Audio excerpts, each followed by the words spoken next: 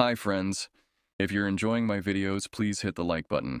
It helps the YouTube algorithm notice me. Now sit back, relax, and enjoy the story. My name is Riley, and I'm 18 years old. What I'm about to tell you happened during the summer of 2024, and I swear on everything I hold sacred that every word is true.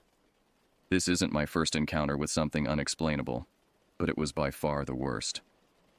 The memory still wakes me up at night, drenched in sweat, my heart hammering against my ribs like a trapped bird. Our family had been visiting Burunjuk Dam for water skiing trips since I was 7. The massive reservoir, nestled in the hills outside Brisbane, had always been our escape from the suffocating city heat. Mom would pack our gear with military precision, while Dad checked the boat trailer for the third time. My younger brother Connor would bounce around the house like a pinball, asking every 5 minutes if we were ready to leave yet.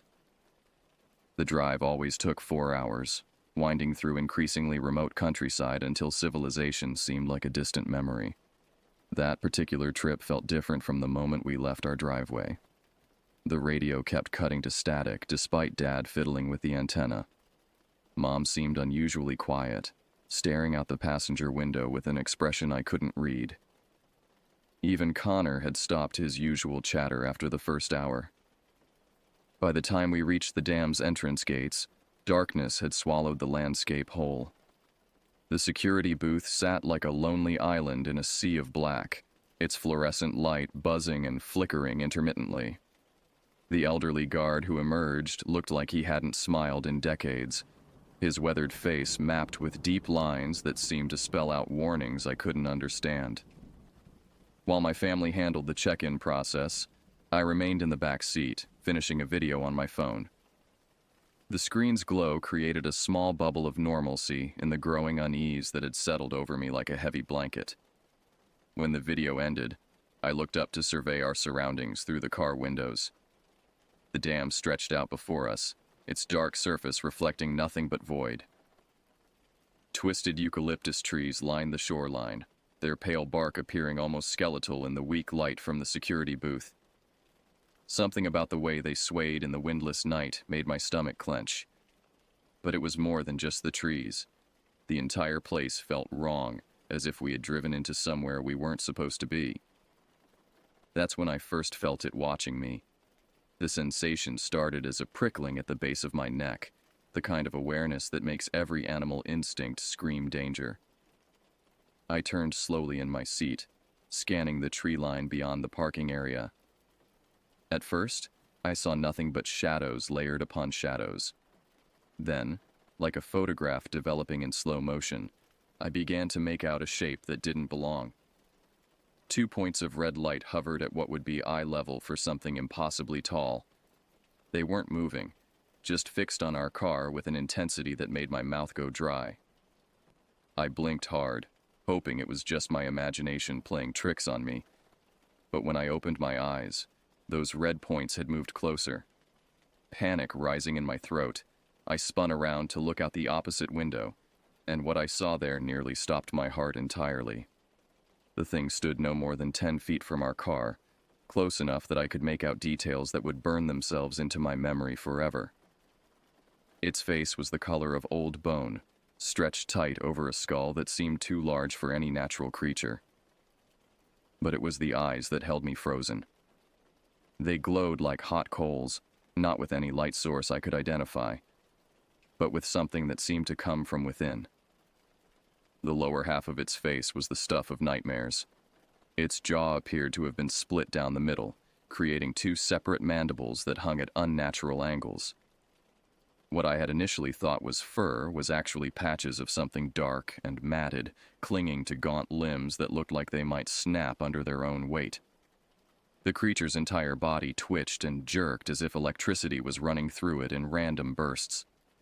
Standing at least 9 feet tall, it loomed over our vehicle like some grotesque scarecrow brought to life. The moment I blinked, it vanished.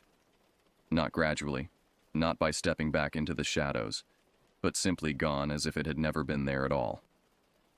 When my family returned to the car, chattering about cabin arrangements and tomorrow's skiing plans, I tried to tell them what I had seen.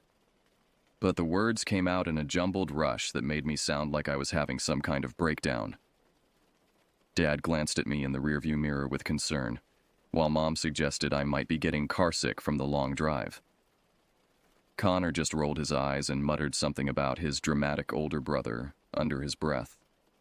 Our cabin sat at the water's edge, a modest structure with large windows that faced the dam. During daylight hours, those windows would offer stunning views of the water and surrounding hills. But in the darkness, they became mirrors that reflected our lit interior while concealing whatever might be lurking outside. I couldn't shake the image of that creature from my mind. Every time I closed my eyes, I saw those twin red flames staring back at me. Sleep became impossible as my mind raced through rational explanations. Maybe it had been a large dog with some kind of disease. Maybe the red eyes were just reflections from our car's taillights. Maybe I was more exhausted from the drive than I realized. But deep down, I knew none of those explanations fit what I had witnessed. Around 2 in the morning, I gave up on sleep entirely and moved to the window. The dam's surface was perfectly still, like a sheet of black glass. Moonlight created a narrow path across the water, but it only made the surrounding darkness seem deeper and more impenetrable. That's when I saw it again. The creature stood at the water's edge, maybe 50 yards from our cabin. This time, I had a clear view of its full height and the way it moved with an unsettling, jerky gait. It seemed to be pacing back and forth along the shoreline, occasionally stopping to turn its head in our direction. I grabbed Connor's shoulder and shook him awake, desperate to have someone else witness what I was seeing. He groaned and complained about being woken up, but I dragged him to the window anyway. By the time his eyes focused enough to look where I was pointing, the shoreline was empty again. "You're losing it," he mumbled before stumbling back to his bed. Probably just saw a kangaroo or something. But I knew kangaroos didn't stand 9 feet tall or have eyes that glowed like embers in the dark. The next morning brought brilliant sunshine and a perfect breeze for water skiing. Mom insisted that some fresh air and physical activity would cure whatever vacation jitters I was experiencing. Despite my protests, she had me suited up and ready to hit the water before I had finished my coffee. The lake was busier than I had ever seen it, dotted with boats of every size and color. Families were already out enjoying the morning calm, their laughter carrying across the water like music. For the first time since our arrival, I began to relax. Maybe Connor was right. Maybe I had just been tired and seeing things. Mom piloted our boat with her usual skill, carving smooth turns through the water while I rode behind on the kneeboard. The familiar rhythm of skiing began to work its magic, washing away the previous night's fears with each spray of cool water across my face. We headed toward the small island that sat in the dam's center, a popular turnaround point for skiers. As we approached, I signaled for Mom to pick up speed, wanting to feel the rush of cutting through the water at maximum velocity. That's when everything went wrong. The boat hit some kind of wake that seemed to come from nowhere, bouncing me so hard that my grip on the rope was torn away. I hit the water with enough force to drive the breath from my lungs, surfacing with my ears ringing and my vision blurred. I raised my hand in the standard signal for pickup, expecting to see Mom already turning the boat around. But when I looked toward where our boat should have been, I saw nothing but empty water. Every boat that had been dotting the lake just minutes before had vanished. The water was completely deserted, as if I had been transported to a different place entirely. I treaded water and spun in a complete circle, searching for any sign of life, but found only an unnatural silence that pressed down on me like a physical weight. I shouted for Mom until my throat was raw, but the sound seemed to be swallowed by the air itself, creating no echo, no response, nothing. The island, which had seemed so close when I fell, now appeared impossibly distant. No matter how hard I swam toward it, it never seemed to get any closer. Panic began to claw at my chest as I realized I might be trapped in open water with no way to reach shore. But panic turned to terror when I felt something brush against my leg beneath the surface. I woke up on the rocky shore as the afternoon sun was beginning its descent toward the horizon. My head throbbed, and my mouth tasted like I had been chewing on copper pennies. I was wearing only my underwear, though I distinctly remembered going to bed fully clothed the night before. Confusion mixed with relief as I realized the boat incident must have been a dream. But if it was a dream, how had I ended up on the shoreline a quarter-mile from our cabin? The rocks beneath me were real enough, digging into my back with sharp persistence. Light scratches covered my chest and arms, as if I had been dragged through brambles. My feet were in terrible condition. The soles were torn and bloody, making each step an agony as I began the trek back to the cabin. Sharp stones and broken branches seemed to find every sensitive spot, forcing me to stop frequently to rest and assess the damage. During one of these stops, sitting on a boulder near the water's edge, I heard movement in the brush behind me. The sound was wrong somehow, too heavy and deliberate to be made by any native animal. When I turned to investigate, I saw it again. The creature stood perhaps 30 yards away, partially obscured by low-hanging branches. In daylight, it looked even more disturbing than it had in the darkness. What I had thought might be diseased fur was actually patches of something dark and oily that seemed to move independently of any breeze. Its pale skin was mottled with dark veins that pulsed visibly beneath the surface. But it was the smell that nearly made me vomit. Even at that distance, the stench of rot and something chemical sweet filled my nostrils. It was the smell of things that should have been buried long ago. Against every instinct screaming at me to run, I called out to it. My voice cracked as I asked who it was, what it wanted. The creature's head snapped toward me with an unnatural speed that made my vision blur. For a moment, we stared at each other across that small clearing. Then, it began to move. The creature didn't run toward me in any conventional sense. Instead, it moved through the trees with a fluid, almost liquid motion that defied everything I knew about anatomy and physics. One moment it was behind one tree, the next it had somehow flowed to another position entirely, always maintaining that fixed, burning stare. I ran. My already damaged feet sent lightning bolts of pain up my legs with each step, but terror pushed me beyond any physical limitation I had ever experienced. Behind me, the sound of branches breaking filled the air like gunshots. Whatever was pursuing me was large enough and strong enough to snap trees that would have stopped a charging bull. I dove behind the largest eucalyptus I could find, pressing my back against its rough bark and trying to control my ragged breathing. The breaking sounds had stopped, replaced by something far worse. Silence so complete it felt like the world had died around me. Carefully, I peered around the tree trunk. The creature stood motionless about 20 yards away, its head tilted at an angle that would have broken a human neck. It was listening, or perhaps smelling the air, searching for any sign of my location. Then it began to make sounds. A series of clicks emanated from its throat, rapid and rhythmic like some alien Morse code. Beneath the clicking, a low moan built in volume and intensity, rising and falling in a pattern that seemed almost like speech. But if it was communication, it was in no language meant for human ears. The creature began moving again, this time heading toward a dense thicket near the base of a hill. My curiosity, that fatal flaw that had gotten me into trouble countless times before, overrode my common sense. Despite every rational thought telling me to head straight back to the cabin, I found myself following at a distance. The trail it left was impossible to miss. Broken branches, deep gouges in the earth, and patches of that oily substance marked its passage like breadcrumbs leading into the heart of darkness itself. The creature led me to what could only be described as a den, though calling it that seemed inadequate for the horror I discovered. Carved into the hillside, partially natural cave and partially something that had been excavated by claws or tools, the opening yawned like a mouth ready to swallow the unwary. The creature had disappeared inside, leaving me alone at the entrance with a choice that would haunt me for the rest of my life.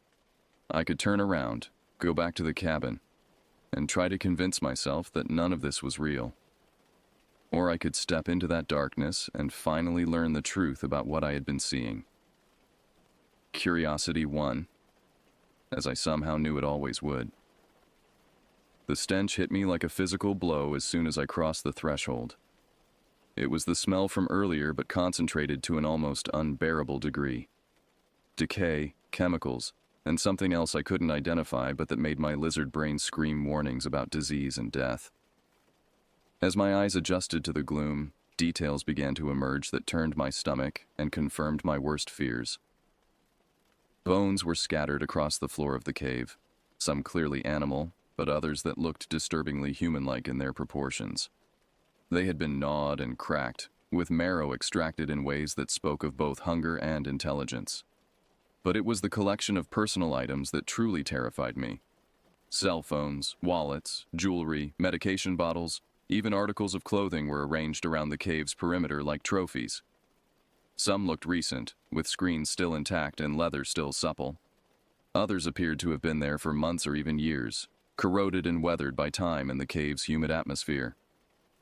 I picked up the nearest phone, hoping it might still have power for its flashlight function. The screen came to life immediately, and to my horror, music began blasting at full volume. The previous owner had left their media player running, and the sudden cacophony echoed through the cave like an alarm. I fumbled with the device, trying desperately to stop the sound, but it was too late. From somewhere deep in the cave's recesses came the sound of movement. Heavy, deliberate footsteps approached the main chamber where I stood frozen in terror. The clicking sound filled the air again, closer now and more agitated than before. Beneath it, that inhuman moaning rose to a pitch that seemed to vibrate in my bones. I dropped to my hands and knees, crawling behind a pile of debris as the creature entered the chamber. In the dim light filtering through the cave entrance, I could see the creature more clearly than ever before. What I had thought might be some kind of diseased animal was something far worse. The proportions were wrong in every way, as if someone had tried to build a human from memory but had gotten all the details slightly off. Its movements were deliberate and intelligent as it searched the cave, checking each corner and crevice with the methodical precision of a hunter that knew its territory intimately. The clicking sounds it made seemed to serve as a kind of echolocation, allowing it to map the space around it even in near-total darkness. I pressed myself deeper into my hiding spot, hardly daring to breathe as those red eyes swept the chamber. When they passed over my location, I felt a cold certainty that it knew exactly where I was and was simply choosing not to act immediately. Then, like a miracle sent from God himself, a beam of light pierced the cave entrance. Someone was outside with a powerful flashlight, calling out in a voice rough with years of tobacco use. The creature's head snapped toward the entrance, and in an instant, it was gone. Not fled, not hidden, but simply absent, as if it had never been there at all. The oppressive weight that had been crushing down on me lifted, and I could suddenly move again.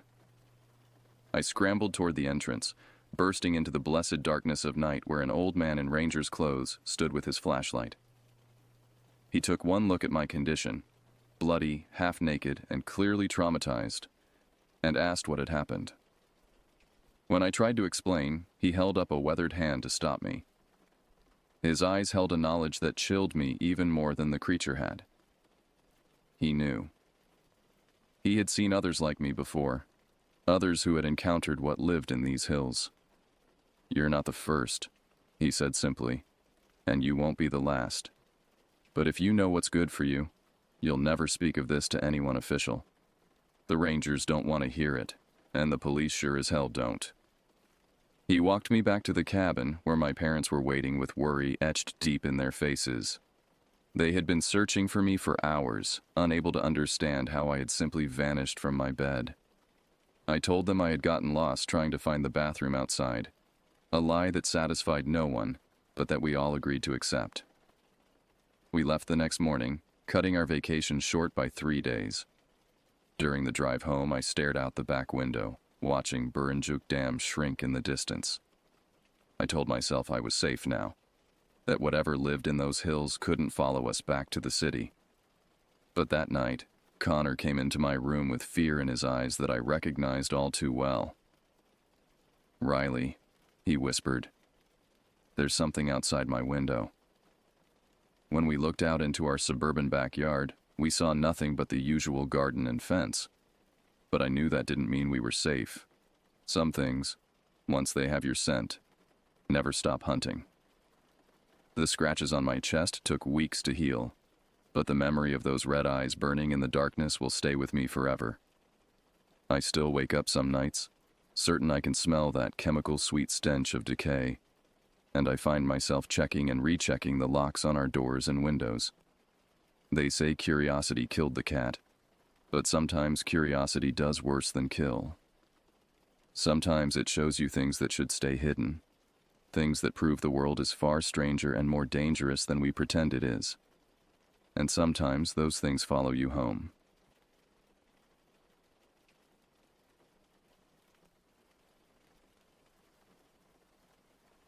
The forest around Pinewood Station had always been my sanctuary.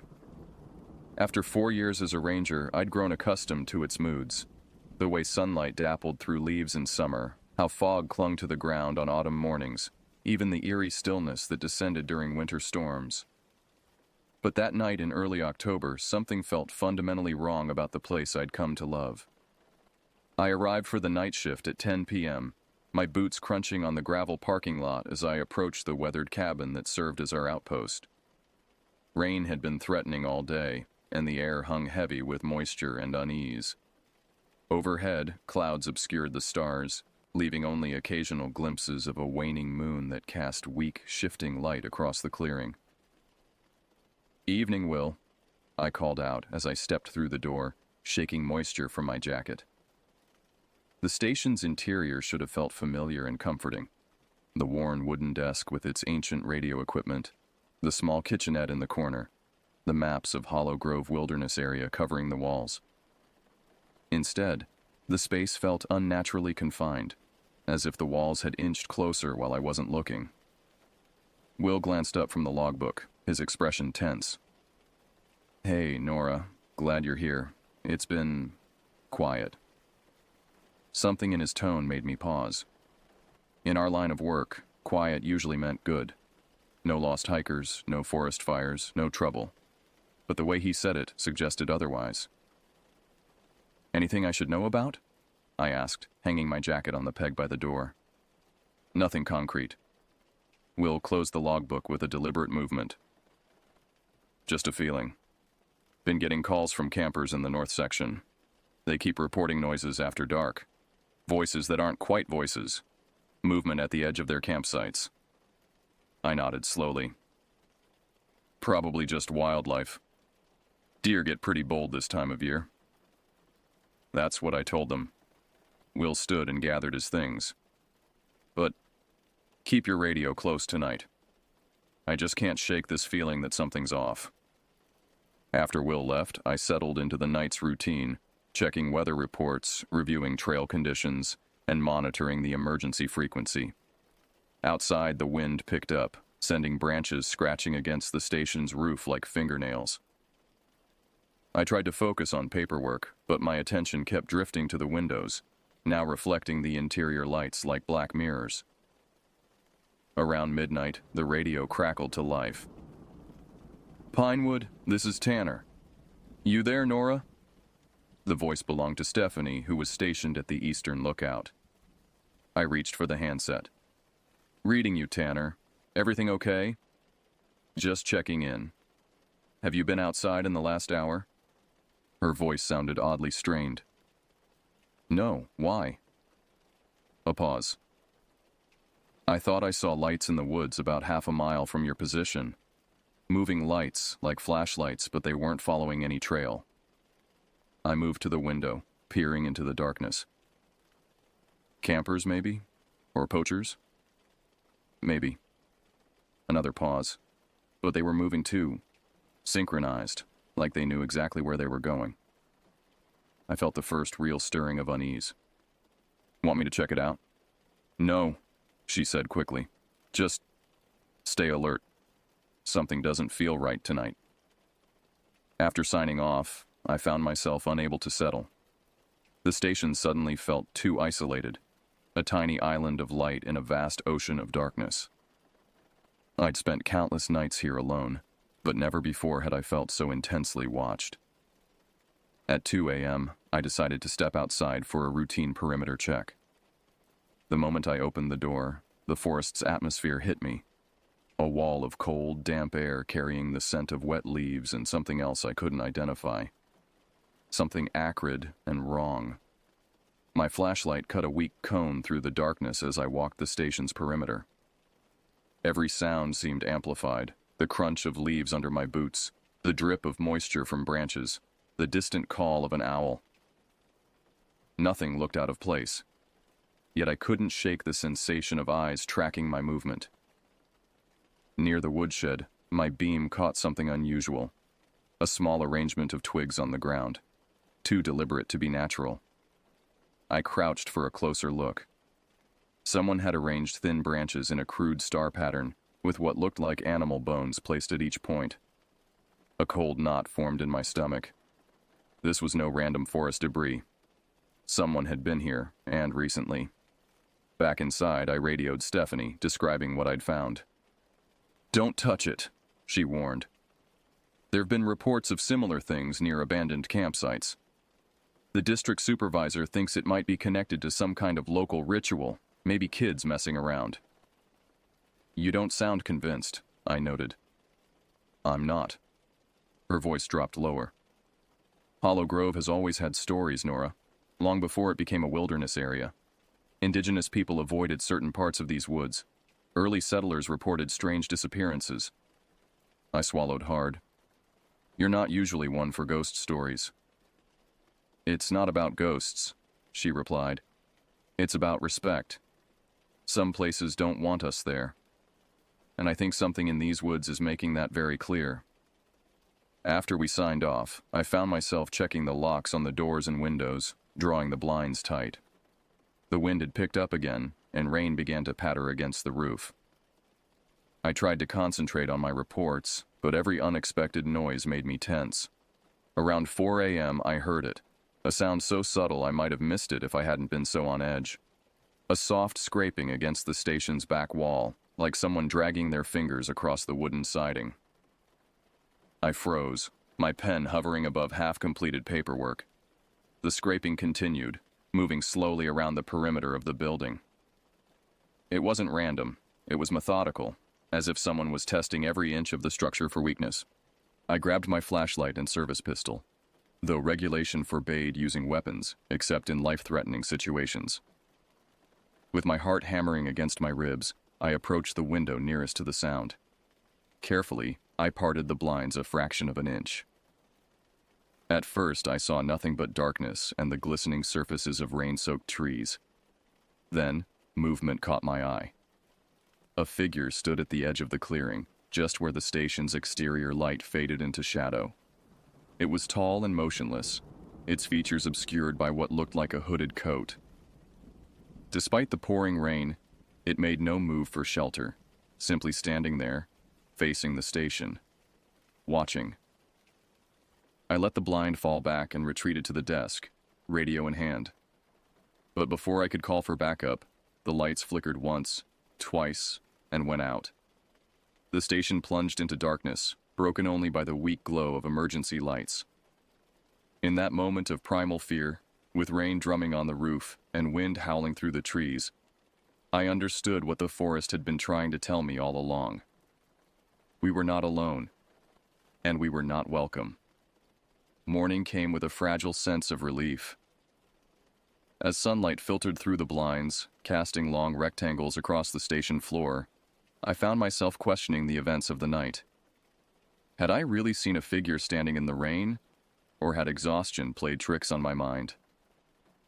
The power had returned around 5 a.m., a common occurrence during storms, and with it came the comforting hum of electricity and reason. My relief was short-lived. Just after 8 a.m., the door swung open, bringing a gust of cool air and Supervisor Howard, his face grim beneath his rain-speckled hat. "Rough night?" he asked, noticing my disheveled appearance. I nodded, pouring a second cup of coffee. Power went out, and there was someone outside the station. Howard's expression darkened. Someone? Not wildlife? Definitely human, I confirmed, describing the hooded figure and the strange arrangement of twigs I'd found. He sighed heavily, removing his hat. "You're not the first to report something like this. We've had 3 similar incidents in the past month. Strange markings near trails, unauthorized persons after hours, equipment tampering." "What do you think it is?" I asked, watching his face carefully. Howard hesitated. "Officially? Probably just vandals or thrill seekers. The department doesn't want us spreading panic." He glanced at the door, then lowered his voice. "Unofficially? I think we've got a problem. A serious one." He asked me to finish my shift report while he made some calls. As I typed, my mind kept returning to the figure in the rain. There had been something unnervingly patient about the way it stood there, as if time meant nothing to it. When Howard returned, he carried a dusty file box. "I've been collecting information," he explained, setting it on the desk. "Reports, local history, newspaper clippings, anything related to unusual occurrences in Hollow Grove." Inside the box were dozens of manila folders, each meticulously labeled with dates spanning decades. Howard pulled one out marked 1976-1982. "7 hikers disappeared during this period," he said, spreading photographs across the desk. "All in the same 5-mile radius of the North Ridge. The official conclusion was that they got lost, succumbed to exposure, standard wilderness fatalities." "But you don't believe that?" I ventured. "What I believe," Howard said carefully, "is that the search teams found things they couldn't explain. Items arranged in patterns, strange markings on trees, and footprints that started and stopped impossibly, as if whoever made them had appeared and vanished mid-stride." He pulled out another folder labeled 1998. "This is where it gets interesting. A graduate student doing research on local folklore interviewed elderly residents about Hollow Grove. Most of them refused to speak on record, but one man, a former logger named Roy Garrison, provided detailed accounts." Howard handed me a transcript. The pages were filled with Garrison's recollections of what the logging crews called the Watchers. Figures occasionally glimpsed among distant trees, always observing, never approaching. According to Garrison, the company had abandoned a particularly lucrative section of forest after 3 men vanished in 1 week. "They found one of them," I read aloud from the transcript, "or parts of him, arranged real careful-like at the base of a big oak, like some kind of offering. The other 2, never a trace."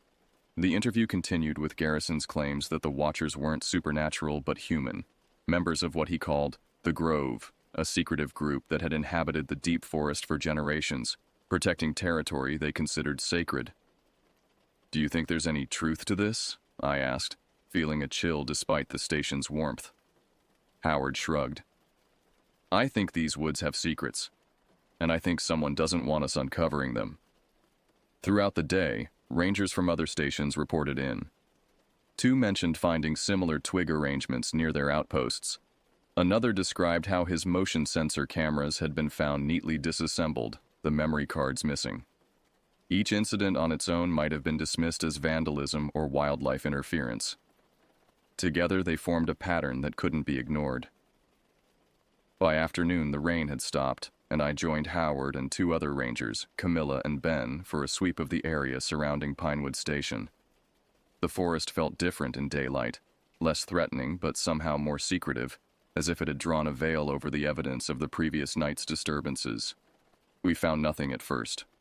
The ground was too wet to hold clear footprints, and the twig arrangement I'd seen had been scattered, whether by wind or deliberately I couldn't tell. Then Camilla called us over to the north side of the clearing. Half hidden beneath a fallen log was a small leather pouch, darkened with age and moisture. Howard carefully picked it up with a gloved hand and loosened the drawstring. Inside was a collection of objects that made little sense together. A rusted key, several small animal teeth, a tarnished coin with unfamiliar markings, and a folded piece of paper. Howard carefully unfolded the paper to reveal a crude map of Hollow Grove, with certain areas marked with symbols none of us recognized. "This is recent," he said, pointing to notations in the margin. "These are ranger station locations. including temporary outposts we only established last month. We exchanged uneasy glances. Someone had been monitoring our movements closely enough to create a detailed record of our presence in the forest. We should report this, Ben suggested. Howard nodded slowly. We will. But between us, I don't think we'll get much help. The department is focused on the upcoming tourist season. They don't want stories about strange occurrences scaring visitors away. So what do? I asked. We watch, Howard replied grimly. We document everything, and we stick together. No more solo night shifts until we figure out what we're dealing with. As we walked back to the station, I noticed something we'd all missed on our way out. A series of small marks carved into tree trunks, forming a line that led deeper into the forest. The marks were fresh, the exposed wood still pale against the dark bark. It's a trail, Ben whispered. They're leaving signs for each other. Howard studied the markings with a troubled expression. They want us to know they're here, that this is their territory, not ours. Or, Camilla suggested quietly, they're leading us somewhere. The thought hung in the air between us, unsettling in its implications. Were we being invited to follow? And if so, to what end? Back at the station, Howard radioed headquarters to report our findings. The response was predictably bureaucratic. File the reports, bag the evidence, increase patrols. No additional resources, no investigation beyond our standard protocols. They think we're overreacting, Howard said after ending the call, his frustration evident. Maybe we are, Ben offered, though he didn't sound convinced. I thought about the figure I'd seen standing in the rain, so patient and still. No, I said firmly. Something's happening in these woods. Something organized and deliberate. And I think it's been happening for a long time. As twilight approached, bringing with it the promise of another long night, we prepared the station as if for a siege, checking equipment, securing windows, establishing a rotation so no one would be alone on watch. Despite our preparations, I couldn't shake the feeling that we were missing something crucial. The forest had been trying to tell us something, and if the pattern held, tonight we might finally hear its message, whether we wanted to or not. Night fell more quickly than seemed natural, as if darkness had been waiting impatiently at the forest's edge. The four of us, Howard, Camilla, Ben, and myself, gathered in the main room of Pinewood Station, our casual conversation failing to mask the tension that hummed between us like a live wire. Howard had insisted we maintain normal operations, though normal now included doubled patrols and strict buddy protocols. No one ventured outside alone, not even to check the generator or retrieve supplies from the shed. Radio check every 30 minutes, Howard reminded us, adjusting his equipment. Any sign of unusual activity, you report immediately. No heroics, no investigating on your own. The night shift began uneventfully. Ben and I took the first outdoor patrol, circling the station's immediate perimeter with flashlights that seemed inadequate against the pressing darkness. The forest sounds were typical. Wind through branches, the occasional rustle of nocturnal creatures, yet somehow amplified, as if the woods were holding its collective breath, and these small noises escaped despite its best efforts. Do you feel that? Ben whispered as we rounded the eastern corner of the station. I didn't need to ask what he meant. The sensation of being watched had returned, stronger than before. I swept my flashlight across the tree line, the beam catching nothing but ordinary foliage. There's nothing there, I said, more to convince myself than Ben. That we can see, he countered, his voice tight. We completed our circuit and returned inside, where Howard and Camilla were reviewing topographical maps of the area, marking locations of previous incidents. The pattern they'd identified formed a rough semicircle around the most remote sections of Hollow Grove. It's like they're establishing a boundary, Howard observed, pushing back against our presence in certain areas. Camilla pointed to several unmarked regions. These parts haven't had any reported activity. They're also the most heavily trafficked by tourists and day hikers. So they're avoiding public attention, I suggested. Or, Ben added, they only care about the deep forest, the places most people never go. The radio crackled, startling us all. It was Stephanie from the Eastern Lookout. Pinewood, be advised. I'm tracking movement approximately 1 mile from your position, heading your way. Multiple heat signatures on the thermal. Howard grabbed the handset. How many? At least 6, moving in formation. They're keeping to dense cover, avoiding clearings. Can you identify? Howard asked, though his expression suggested he already knew the answer. Negative. But they're definitely human-sized, and they're moving with purpose. Howard instructed her to continue monitoring and to alert Forest Service headquarters. Then he turned to us, his decision already made. Defensive positions. Camila, secure the communication equipment. Ben, check all entries. Nora, help me with the lights. We moved with practiced efficiency, dimming interior lights to reduce our visibility from outside while maintaining enough illumination to work. Howard and I covered windows with blackout material kept for emergency situations, leaving small gaps for observation. Through one such gap, I caught my first glimpse of them. Dark figures moving at the forest's edge, their forms seeming to blend with the shadows between trees. They made no attempt to conceal their presence now, standing just beyond the clearing that surrounded the station. I count 8, Howard murmured, watching through binoculars. All in dark clothing, some kind of hooded garments. What are they doing? Camilla asked, joining us at the window. Waiting, I realized. Just like last night. For nearly an hour, the figures remained motionless, forming an irregular line among the trees. They made no attempt to approach the station, no threatening movements, yet their silent vigil felt more menacing than any overt aggression. This is psychological, Ben whispered. They're trying to wear us down. Howard nodded grimly. Standard intimidation tactic.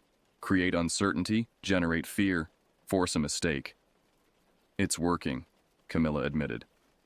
The radio crackled again. Stephanie's voice came through, tense but controlled. Pinewood, I've lost visual on the group. They've moved into a blind spot.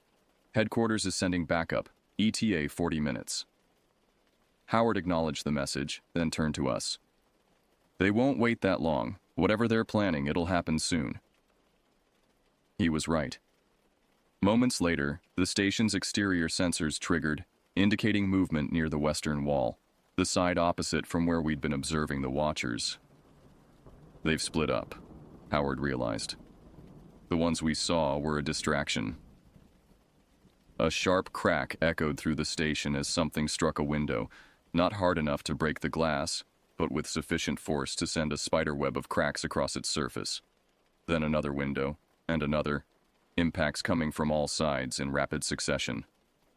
They're testing our defenses, Howard said, his voice steady despite the escalating situation. Stay calm, stay together. The impacts continued for several minutes, then stopped as suddenly as they had begun. The silence that followed was somehow worse, thick with anticipation and dread. Then came a new sound, a soft, rhythmic tapping against the station's walls, like dozens of fingers drumming in unison. It created a disorienting effect, making it impossible to determine how many individuals surrounded us, or where exactly they were positioned. What are they doing? Ben hissed, his earlier composure beginning to fray. I moved to a different window, careful to stay in shadow, and peered through a narrow gap in the covering. What I saw made my stomach clench. The figures had moved closer, now standing at the very edge of the clearing. Each held what appeared to be a long stick, which they used to tap against trees, rocks, and occasionally the ground itself. The rhythm was complex but coordinated, creating a pattern that seemed almost like a form of communication. I think they're sending a message, I whispered. Howard joined me at the window. To us, or to each other? I don't know, but listen. It's changing. The rhythm had indeed shifted, becoming faster and more insistent. As it did, the figures began to move, not toward the station as I had feared, but in a circular pattern around the clearing. Their movements were fluid and practiced, like performers in a well-rehearsed ritual. Suddenly, the tapping stopped. In the abrupt silence, a single figure stepped forward from the tree line, taller than the others, its hooded face directed toward the station with unnerving precision. It raised both arms, and in its hands was an object that caught the faint moonlight. A small, intricate construction of twigs and bones similar to what I'd found the previous night, but larger and more complex. The figure placed the object on the ground at the clearing's edge, then stepped back. One by one, the other watchers did the same, creating a circle of these strange totems around the station. "What is this?" Camilla whispered. "Some kind of boundary?" "Or a message," I suggested, remembering the arranged twigs I'd found. "A warning." The last totem placed, the figures retreated to the forest's edge. For a moment they stood motionless again, a silent semicircle of shadowed forms. Then, with a synchronicity that sent chills through me, they turned and vanished into the darkness of the trees. We remained at our posts, tense and alert, but the watchers did not return. When backup finally arrived, the clearing was empty save for the circle of totems, each one pointing toward the station like an accusing finger. The Forest Service officers were skeptical, despite the physical evidence. They collected the totems for analysis, took statements, and promised increased patrols, but I could see in their eyes that they didn't fully believe our accounts. To them, this was probably just another case of harassment by environmental activists or local troublemakers. But I knew better. We all did. What we had witnessed was something older and more organized than simple vandalism. The precision of their movements, the ritualistic nature of their actions. These spoke of tradition and purpose. As dawn broke over Hollow Grove, casting long shadows across the clearing, I stood at the station window and gazed into the awakening forest. Somewhere beyond those trees, the watchers were waiting, and I couldn't shake the feeling that last night had been merely a prologue, the opening move in a game whose rules and stakes we did not yet understand. The department's official response to the night's events was predictably inadequate. 2 additional rangers were assigned to Pinewood Station, and patrols throughout Hollow Grove were increased. But the underlying message from headquarters was clear. This was a security matter, not the beginning of some forest conspiracy. "They think we're exaggerating," Howard said bitterly after a tense call with regional management. "Or worse, that we panicked over some kids playing pranks." "Kids don't move like that," Ben countered. "What we saw was organized, disciplined." I nodded in agreement, remembering the fluid, almost ceremonial way the watchers had moved. There was purpose behind it, like they were following a script they'd rehearsed many times before. Howard spread a map across the station's main table. "I've been comparing our incident with historical reports. There's a pattern emerging." He pointed to several marked locations. "Every major encounter with these watchers has occurred within a 5-mile radius of this area." We all leaned in to look. The area Howard indicated was one of the most remote sections of Hollow Grove, a densely forested valley surrounded by steep ridges. According to the map, it contained no trails, no campsites, no infrastructure of any kind. "What's there?" I asked. "Officially, nothing of interest." Howard's finger traced the valley's outline. But local history tells a different story. This valley was considered sacred ground by indigenous peoples. Later, early settlers avoided it completely. There are journal entries describing it as a place where the forest itself seems hostile to human presence. "That's not very scientific," Ben remarked. "Maybe not," Howard conceded. "But there's something else. In the 1930s, a geological survey team went missing while mapping this area. When a search party finally found them weeks later, the survivors were changed. Their reports described people who weren't people living deep in the valley, practicing rituals that defied natural law." "Survivors?" Camilla asked. "How many didn't make it?" 3 out of 5 died before they were found. Official cause was exposure and malnutrition, but the autopsy notes mentioned unusual markings on their bodies, precise patterns of shallow cuts that didn't match any known animal or environmental cause. A heavy silence fell over the room as we absorbed this information. What Howard was suggesting went beyond troublemakers or environmental extremists. He was talking about something persistent and organized that had existed in these woods for generations. "So what do we do?" I finally asked. Howard folded the map deliberately. "We go in. A small team, minimal equipment, no official sanction. We find out what's in that valley." "That's not protocol," Ben objected, though without much conviction. "Protocol hasn't gotten us anywhere," Howard replied. "If the department won't take this seriously, we need to gather evidence they can't ignore." The plan was simple, if reckless. Howard, Camilla, and I would venture into the unmapped valley while Ben maintained our cover at the station, reporting our position as conducting routine maintenance on remote trail markers. We would carry only essential gear, enough for 3 days in the field, and maintain radio contact when possible, though the valley's topography would likely limit transmission. We set out at dawn the following day, taking a little used maintenance trail before veering off into trackless forest. The early morning light filtered through the canopy, creating dappled patterns that shifted with each breeze. Under different circumstances, it might have been beautiful. As we hiked deeper into Hollow Grove, the forest gradually changed. The trees grew older and more massive, their gnarled trunks covered in thick moss. The undergrowth became sparser, allowing us to move more quietly, but also eliminating cover. If anyone, or anything, was watching, we would be easily spotted. By midday, we reached the ridge overlooking the valley. From our vantage point, it appeared unremarkable, a sea of green stretching to distant slopes, broken occasionally by rock formations and what might have been small clearings. "Doesn't look like much," Camilla observed, lowering her binoculars. "That's the point," Howard replied. "The perfect hiding place is one that doesn't look worth finding." The descent into the valley was arduous. The slope steep and treacherous with loose rocks and exposed roots. Several times we had to backtrack to find passable routes. It was as if the landscape itself was reluctant to grant us entry. When we finally reached level ground, the character of the forest changed again. The trees here were different. Older varieties I didn't recognize, with smooth, pale bark and branches that grew in unnatural formations, almost like deliberate sculptures. The air felt heavier, rich with the scent of decay and something else, an acrid undertone that reminded me of smoke, though we saw no evidence of recent fires.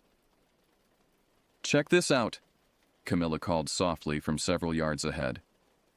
She stood before a massive oak, its trunk wider than all three of us with arms outstretched. Carved into its bark was a symbol, a complex spiral pattern surrounding what looked like a stylized eye. "It's old," Howard said, running his fingers over the carving. "The bark has grown around parts of it, but some sections have been recently refreshed." "A boundary marker?" I suggested. Howard nodded slowly. "I think we've just entered their territory." We continued with heightened caution, moving as quietly as possible through the increasingly strange forest.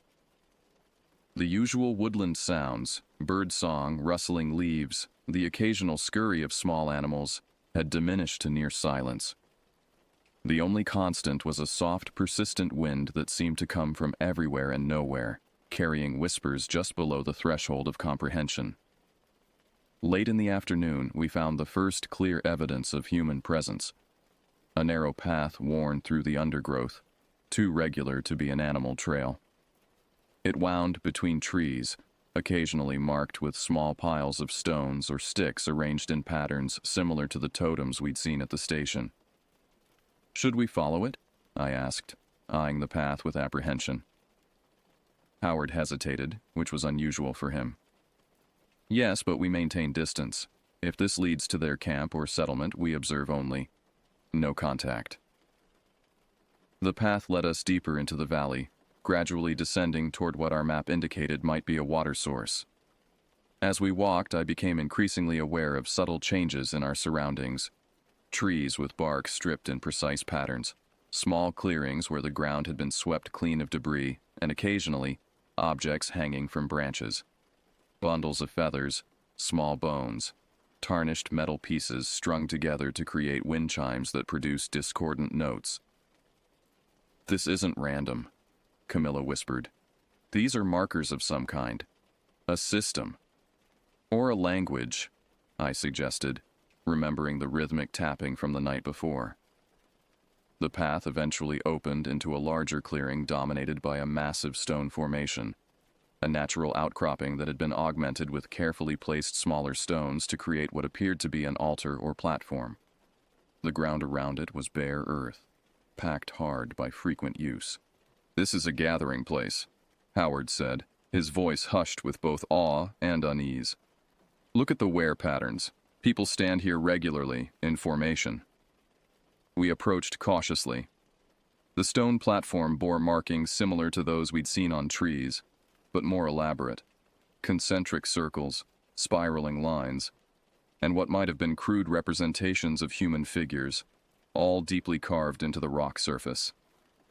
"This is old," Howard murmured, tracing one of the carvings. "Centuries, maybe more." "But maintained," Camilla added, pointing to fresher tool marks in certain areas. I circled the platform, studying the ground. There have been fires here recently, multiple small ones arranged in a pattern around the central stone. Howard was about to respond when a sharp crack echoed through the clearing, the unmistakable sound of a branch breaking under weight. We froze, scanning the surrounding forest edge. Nothing moved. The forest had gone completely silent, even the persistent wind dying away to leave an unnatural stillness. "We need to go," Howard whispered. "Now." We retreated the way we had come, moving as quietly as possible while maintaining a brisk pace. The sensation of being watched was overwhelming now, a physical pressure that made the hair on my neck stand on end. Another sound reached us, a soft, rhythmic tapping, similar to what we'd heard at the station but more complex, coming from multiple directions at once. It seemed to follow us, always just out of sight beyond the trees. "They're tracking us," Camilla hissed, "using the sound to coordinate." We increased our pace, abandoning stealth for speed. The path we'd followed earlier seemed to have shifted somehow, landmarks I'd noted on our approach now out of place or missing entirely. Either we had become disoriented, or the forest itself was changing around us. As twilight approached, casting long shadows that seemed to reach for us like grasping hands, we realized we were lost. The ridge that should have been visible to our east was nowhere in sight, and our compass readings made no sense, the needle spinning erratically when we tried to establish direction. "This isn't possible," I muttered, shaking the compass in frustration. "We need to find high ground," Howard decided. "Get our bearings before full dark." We veered toward what appeared to be a slight rise, hoping for a view above the canopy. The tapping had stopped, which somehow felt more threatening than its presence. The silence was expectant, as if the forest was holding its breath. The rise turned out to be the edge of a small ravine, its far side rising steeply to form a natural wall. At the ravine's bottom, partially hidden by fallen logs and decades of leaf litter, was a structure. The remnants of a cabin or shelter, its timber frame still standing though the roof had long since collapsed. "That's not on any map," Howard said, staring at the ruin. "Looks old," Camilla observed. "Trapper's cabin, maybe?" We descended carefully into the ravine, approaching the structure with caution. Up close, it was larger than it had appeared from above. Not a simple cabin, but a more substantial building, its construction unlike the utilitarian shelters typically found in these woods. The timbers were massive and joined with unusual precision, some bearing faded carvings similar to those we'd seen on trees and rocks. This was theirs, I realized. The Watchers, or whoever came before them. Howard nodded slowly. An outpost, maybe, or a temple of some kind. Inside the ruined structure, the ground was surprisingly clear of debris, as if it had been recently swept. In the center was a fire pit, ringed with stones arranged in the now familiar spiral pattern. Beside it lay a collection of objects that made us all pause. Modern items including a Ranger service radio, a digital camera with its casing removed, and several pieces of hiking equipment, all partially disassembled. "These are from recent visitors," Howard said, examining a boot with its sole meticulously separated from the upper. "They're studying our technology." "But why take it apart like this?" Camilla wondered. "To understand how it works," I suggested. "How we work." As I spoke, my flashlight beam caught something on the far wall, a series of markings that didn't match the carvings we'd seen elsewhere. Moving closer, I realized with a jolt that they were photographs. Dozens of them, pinned to the timber with small wooden spikes. They showed rangers, campers, maintenance workers, all people who had entered Hollow Grove over what appeared to be years or even decades, based on the clothing styles and equipment visible in the images. Some photos were recent enough that I recognized the subjects, colleagues from other stations, hikers who had passed through our checkpoint. And among them, pinned centrally as if of special importance, were pictures of us.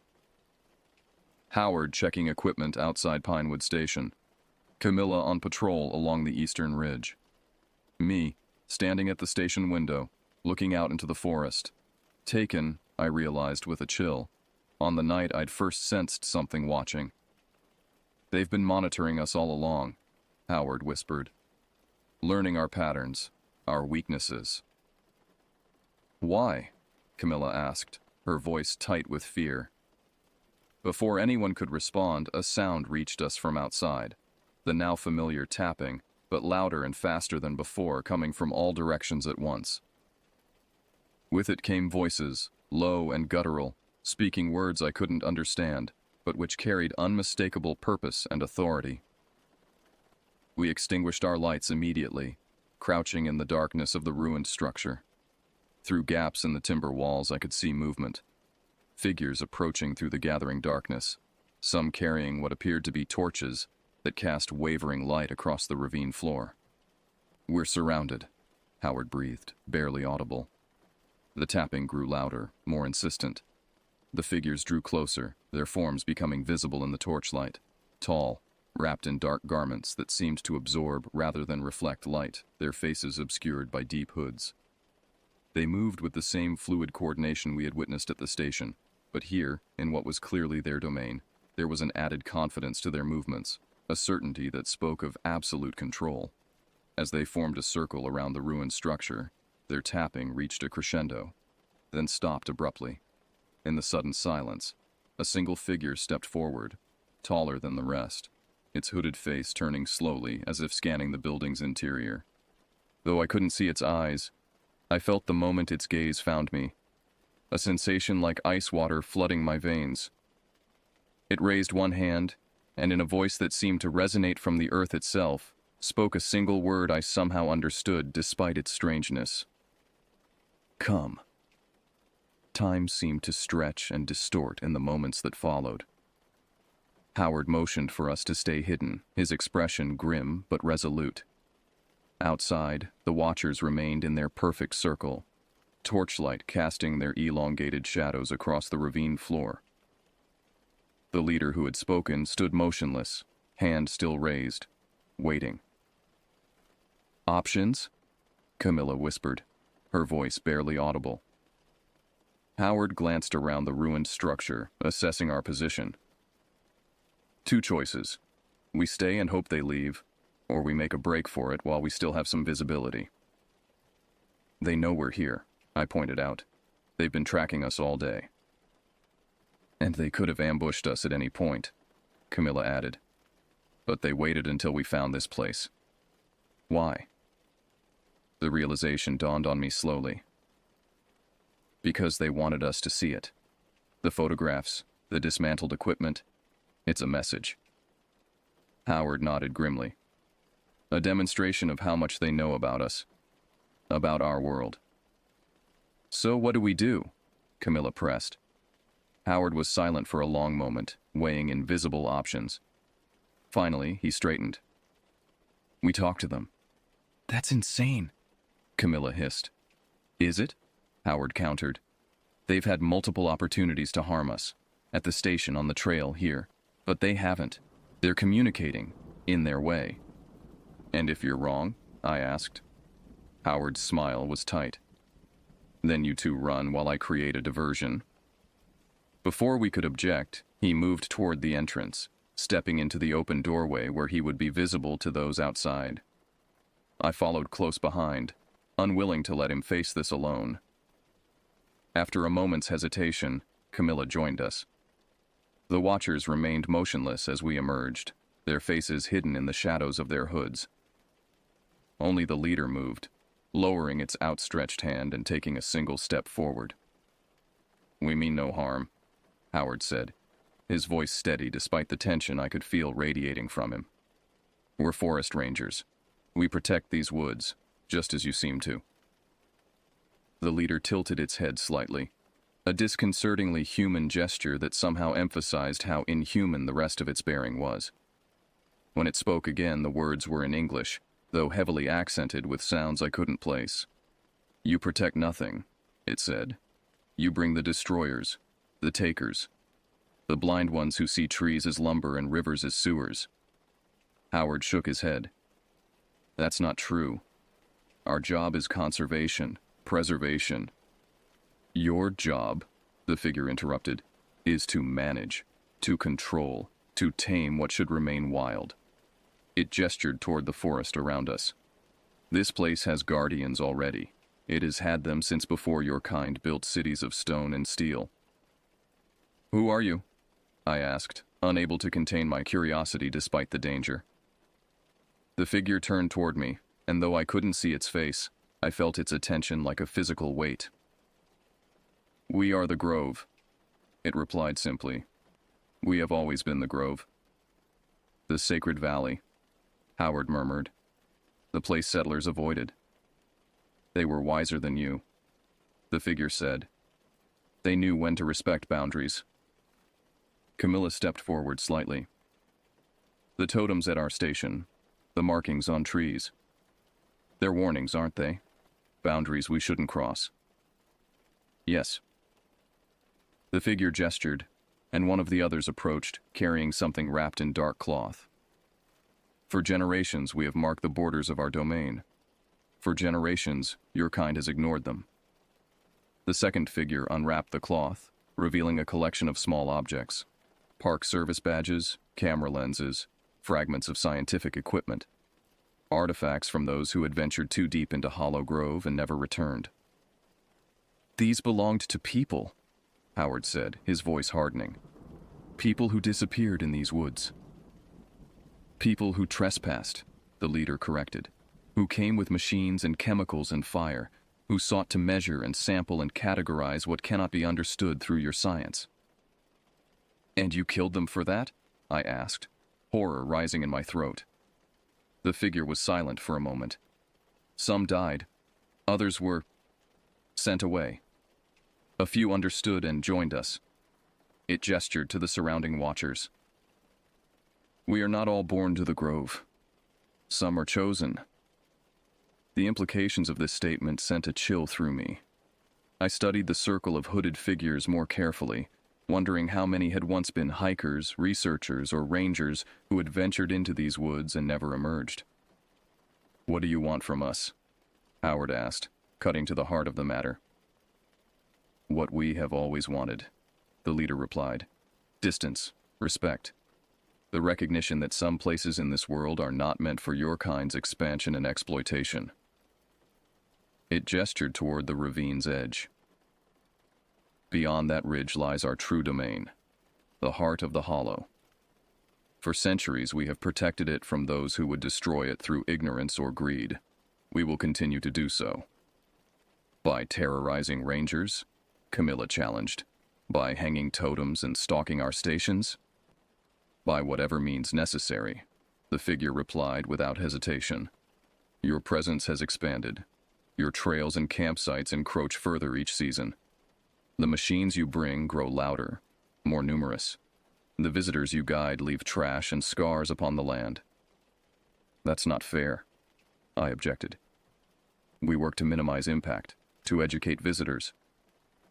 It is not enough, the leader interrupted, its voice rising for the first time.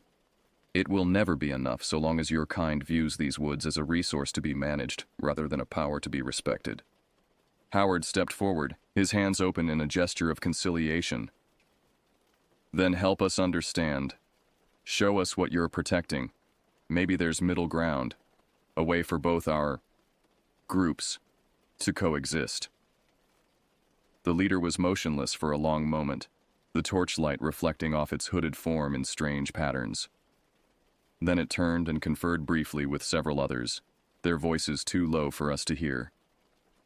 When it faced us again, its posture had changed subtly, less threatening, though no less imposing.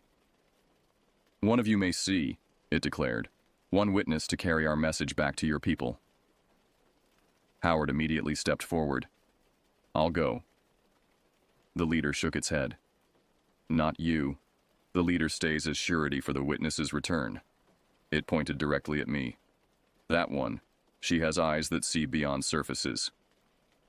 I felt my companions' stares, their surprise matching my own. Why me? You sensed us first, the figure said simply. You heard the forest's warning when others were deaf to it. Howard gripped my arm. You don't have to do this. I met his gaze, seeing the concern there, but also understanding. This was why we had come. To learn, to understand what we were facing. And now I was being offered a glimpse behind the veil. I'll be fine, I told him, with more confidence than I felt. Keep the radio channel open. I'll report what I can. Howard nodded reluctantly, then turned to the leader. If she's harmed in any way, she will be returned as she came, the figure interrupted. Provided she obeys our conditions. She may bring no tools, no weapons, no devices. Only herself and her senses. I surrendered my equipment, radio, flashlight, knife, even my watch, keeping only my clothing. As I prepared to follow the leader, Camilla caught my hand. Be careful, she whispered, and remember everything. The leader turned without further discussion and began walking toward the ravine's far side. Two other figures fell in beside me, not touching but close enough to intervene if I tried to flee. The rest remained in their circle around Howard and Camilla. We climbed the ravine's steep wall, using narrow ledges I hadn't noticed during our descent. At the top, the forest changed again, the trees growing impossibly large and ancient, their massive trunks wider than houses, their canopies forming a cathedral-like space high above. The ground beneath them was largely clear of undergrowth, covered instead with a carpet of moss that glowed faintly with bioluminescent organisms. The natural light was sufficient that even without my flashlight, I could see our path clearly. A winding route between the giant trees, marked occasionally with the now familiar spiral symbols carved into bark or stone. What are these markings? I asked, breaking the silence that had fallen over our small procession. The leader glanced back. They are words in a language older than speech. They tell those who can read them about the power that flows through this place. Power? You mean like spiritual energy? A sound emerged from beneath the hood, something between a laugh and a sigh. Your kind always needs labels, categories, spiritual, scientific, natural, supernatural. The boundaries you create do not exist in reality. We walked in silence after that, the distance impossible to gauge in the strange twilit forest. Time seemed to flow differently here, minutes stretching or contracting unpredictably. I focused on memorizing landmarks, trying to maintain some sense of direction, but the landscape defied such efforts. Trees that should have been behind us appeared ahead. Clearings we crossed seemed to circle back on themselves. Finally, we emerged at the edge of a vast depression in the earth, a natural amphitheater nearly half a mile across. At its center stood a formation that defied immediate comprehension. A circle of massive standing stones, each carved with intricate patterns that seemed to shift and change as I watched. Between them grew what appeared to be a single enormous tree, its multiple trunks twisting around each other to form a central column before spreading into a canopy that covered the entire circle. "The heart," the leader said simply, gesturing toward the formation. "What is it?" I asked, unable to tear my eyes away. "It is the oldest living thing in this forest, perhaps in this part of the world. It was ancient when the first humans came to these lands. It has witnessed the rise and fall of nations, the changing of the earth itself." As we descended into the amphitheater, I became aware of subtle details I hadn't noticed from above.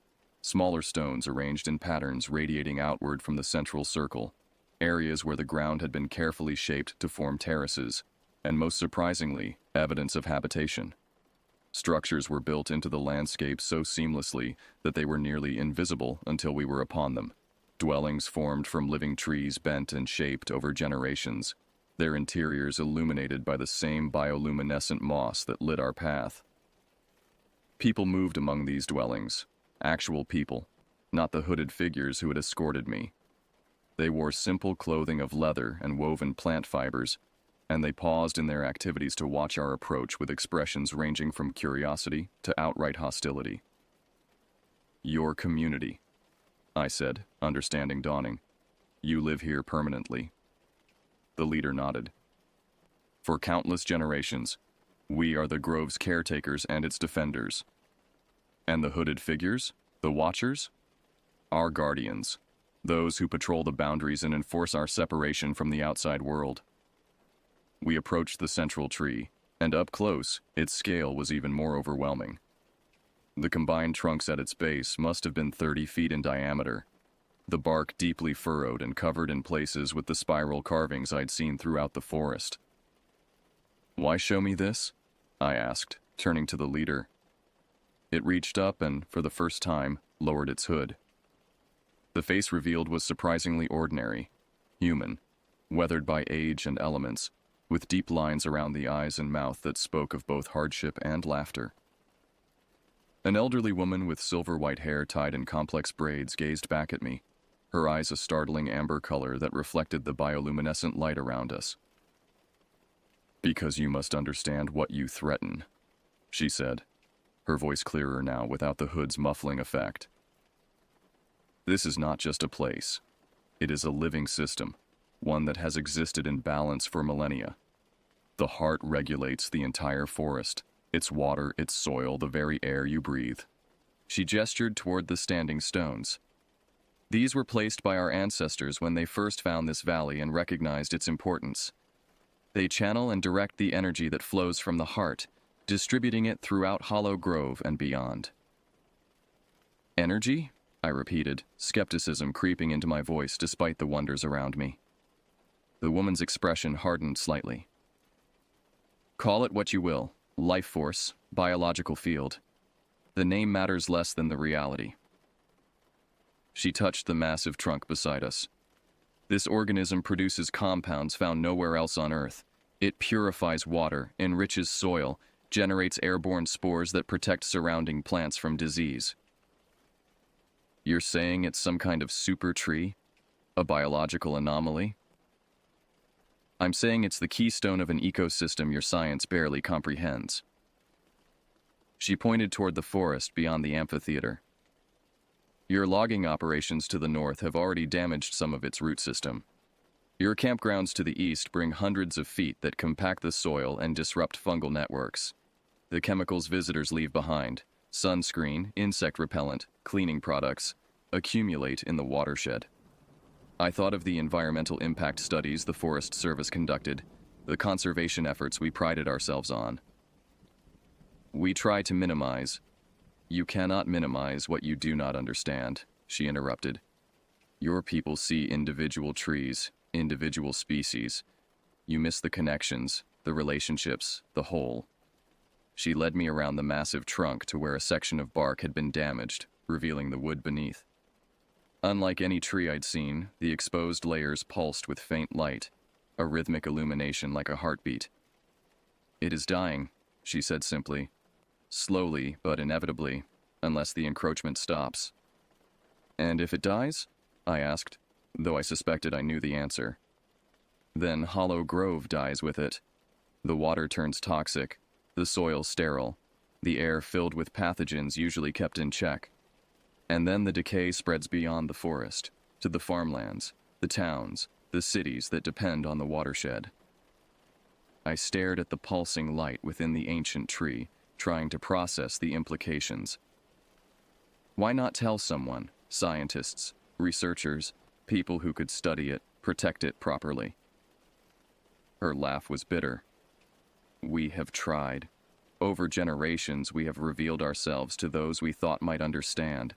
Some listened, but more sought to take samples, specimens, knowledge they could use for their own purposes. And those who believed us were dismissed as superstitious or insane by your authorities. She gestured toward the community around us. So we withdrew, protected what we could, became the Grove's defenders when no one else would stand for it. The missing hikers, I said. The researchers who disappeared. Those who would not listen to warnings. Her expression was unapologetic. We did what was necessary to protect something far larger than individual lives. I wanted to argue, to defend the principles of conservation and managed protection that had guided my career. But standing in this hidden valley, faced with evidence of an ecosystem far more complex than anything in our textbooks, my certainty wavered. What do you want from me? I asked finally. From the Forest Service? Retreat, she said simply. Abandon the new trails being cut into the northern ridges. Remove the campgrounds from the eastern watershed. Establish a true conservation zone, not for human recreation, but for the forest itself. That's a lot to ask. There are policies, regulations. There is survival, she interrupted. Yours as well as ours. She gestured toward the living community around us. We have protected the heart for generations. We will continue to do so, by any means necessary. But the pressure increases each year. The damage spreads. We cannot hold back the tide of your world forever. She fixed me with those amber eyes, their intensity almost physical. You asked to understand. Now you do. The choice of what happens next lies with you and your people. As the implications of her words sank in, I realized the magnitude of what I'd been shown, and the responsibility that came with it. I was being asked to carry a message that would be difficult for many to believe, much less act upon. Yet the evidence surrounded me, undeniable in its alien wonder. I'll try, I promised, but I can't guarantee anyone will listen. Then make them listen, she replied, her voice hard as stone. Because if they don't, what comes next will not be warnings or demonstrations. She gestured toward the heart. It will be the Grove defending itself in ways your world is not prepared to face. With those words hanging between us, she raised her hood once more, transforming back into the otherworldly figure that had led me through the forest. Around us, the community had gathered, watching in silence, their faces showing the same resolve I saw in their leader's posture. It is time for you to return, she said, to carry our message. As we began the journey back through the ancient forest, I felt the weight of what I'd witnessed pressing down on me like a physical burden. I had come seeking answers about the Watchers in the woods and found something far more profound, a hidden world within our world, a community with an unbroken connection to the land that made our own conservation efforts seem shallow and superficial by comparison. And with that knowledge came a terrible question. When I returned to my own people, what would I tell them? And more importantly, would they listen before it was too late? The return journey passed in a blur of twisted paths and shifting shadows. My escort, the leader and two silent guardians, moved with practiced efficiency through terrain that would have left me hopelessly lost had I been alone. Despite my best efforts to memorize landmarks, the forest seemed to reconfigure itself around us, familiar features appearing in unexpected places or vanishing altogether. We reached the ravine as dawn broke, pale light filtering through the canopy to cast long shadows across the forest floor. Howard and Camilla waited where we had left them, tense and alert, their faces showing equal measures of relief and concern when they spotted me descending the ravine wall. "Are you all right?" Howard asked immediately, scanning me for injuries. I nodded, though "all right" hardly captured my mental state. "I'm unharmed, but we need to talk, privately." The leader of the Grove stepped forward, addressing Howard directly. "Your witness has seen what few outsiders ever have. She carries our message and our warning. The choice of what follows rests with your people." Howard's expression remained carefully neutral. "And if we choose cooperation? If we listen to your concerns? Then perhaps there can be peace between the Grove and your kind." The leader's voice revealed nothing of the woman I had glimpsed beneath the hood. "But know this. We have protected our domain for centuries against threats far greater than your Forest Service. We will continue to do so, regardless of your decision." With that pronouncement, she stepped back, and the watchers began to disperse, melting into the forest with uncanny silence until only the leader remained. 3 days, she said. "We will await your response for 3 days. After that, we will act as we must." Then she too was gone, vanishing among the trees as if she had never been. For a long moment, we stood in silence, processing what had just occurred. Then Camilla broke the spell. "What happened? What did you see?" I hesitated, suddenly aware of how incredible my experience would sound. "It's complicated. We need to get back to the station first. Document everything while it's fresh." Howard studied my face. "You saw something that changed your perspective." It wasn't a question, but I nodded anyway. "Everything we thought we knew about Hollow Grove, it's just the surface. There's a whole world beneath that we've been blind to." We gathered our equipment and began the journey back, moving with greater urgency than before. As we hiked, I shared fragments of what I had witnessed.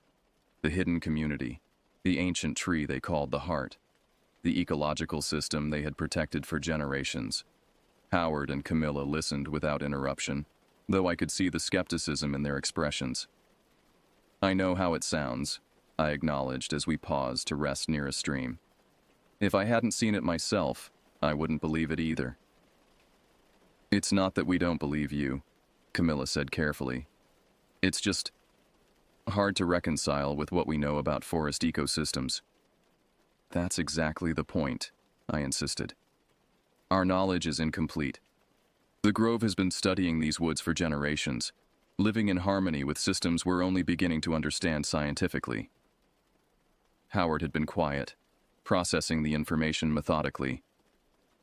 "If what you saw is real, and I'm not saying it isn't, it represents a conservation challenge unlike anything the department has faced before." "More than a challenge," I corrected. "An ultimatum. They want us to abandon the northern trails, remove the eastern campgrounds, create a true conservation zone around their territory." "That's not going to happen," Camilla said flatly. "Those projects represent millions in funding and years of planning. The department won't just scrap them because of a threat from forest dwellers, no matter how ancient their claim." Howard's expression was troubled. "And if we don't comply, these watchers will what? Continue harassing our stations? Sabotaging equipment?" I remembered the amber-eyed woman's final warning. "I think it would be worse than that.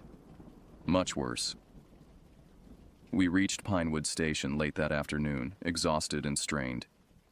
Word of our unauthorized expedition had reached headquarters, and a district supervisor was waiting for us, his government-issue SUV parked prominently in front of the station. 3 rangers missing for nearly 24 hours. Supervisor Davidson greeted us, his voice tight with anger. "No authorized expedition plan, no proper check-ins, just a vague message about trail maintenance that no one believed. Do you have any idea of the resources we've wasted searching for you?" Howard stepped forward, taking responsibility. "It was my decision, sir.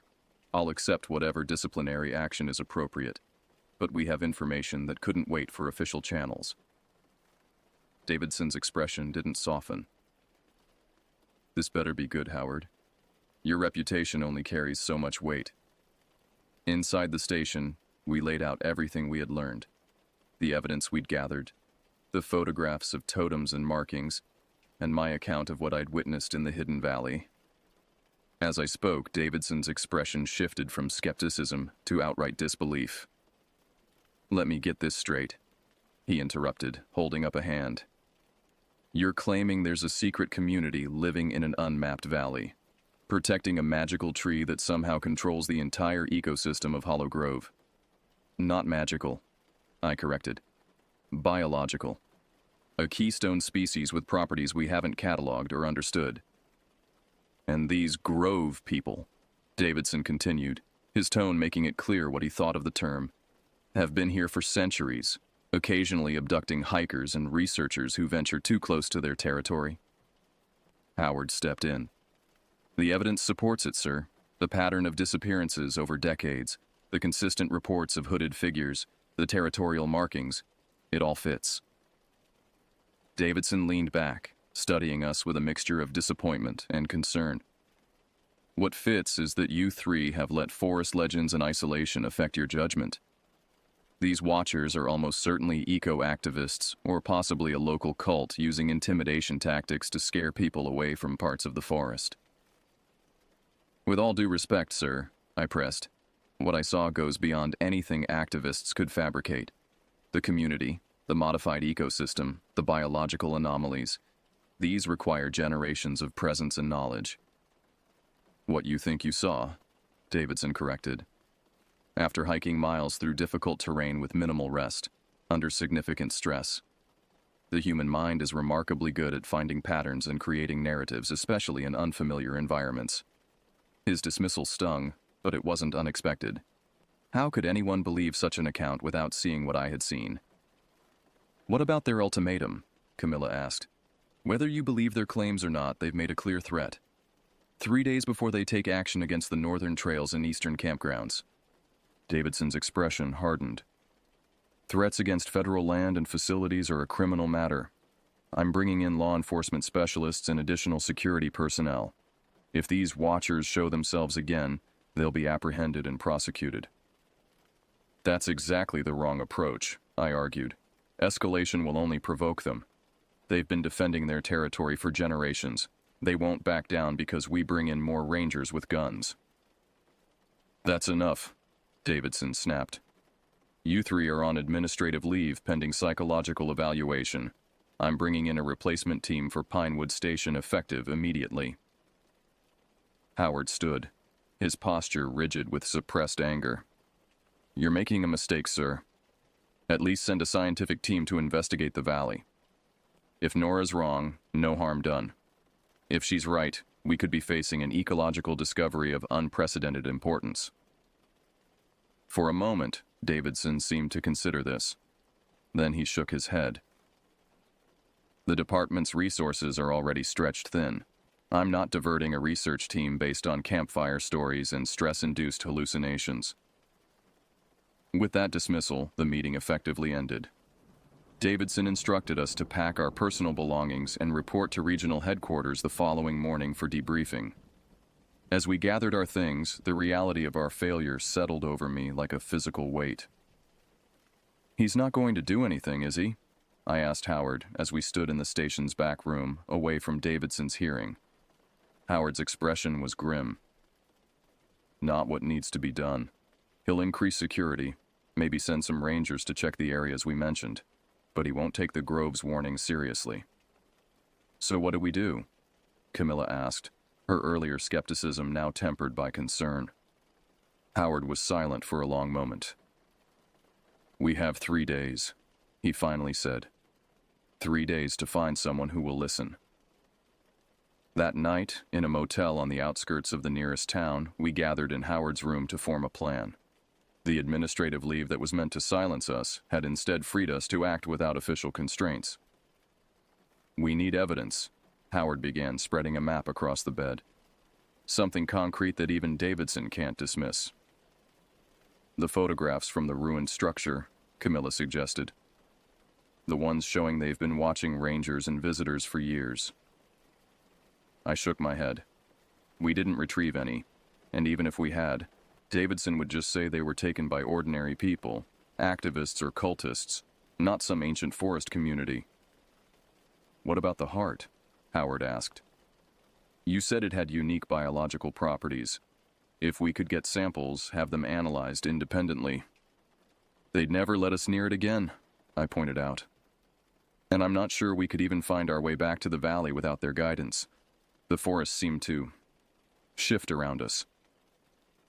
We continued brainstorming late into the night, each idea seeming less feasible than the last.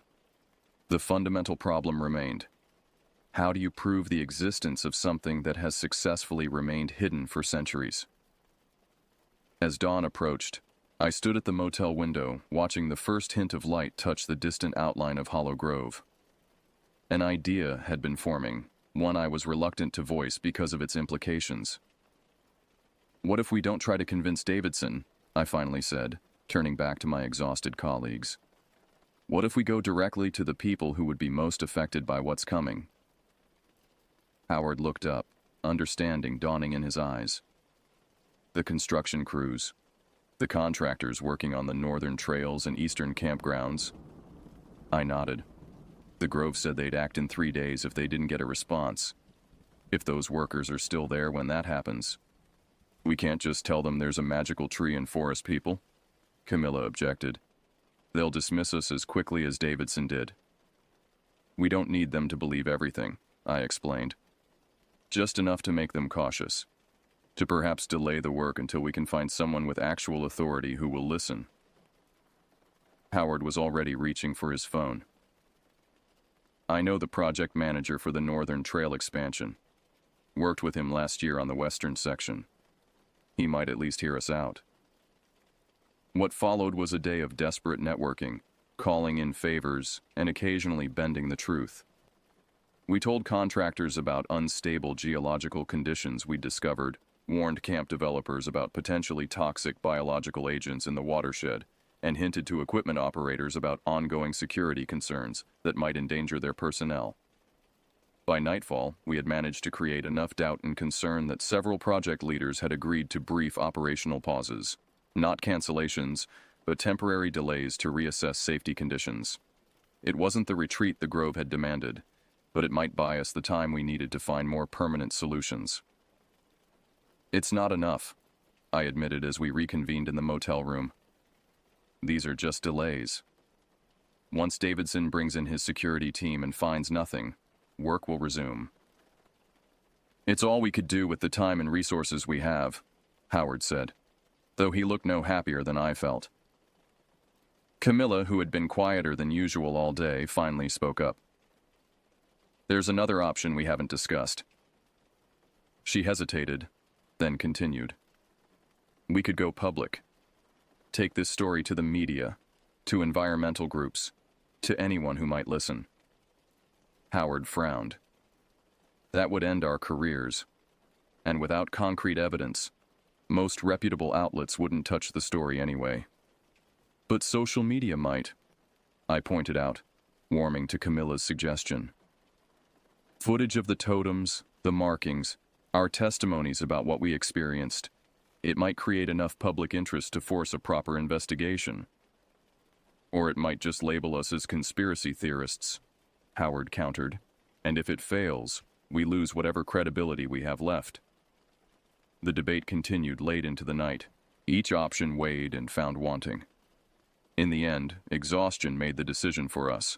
We would rest, and in the morning, proceed with both approaches, continuing to delay the development projects while also preparing a carefully documented account for potential public release.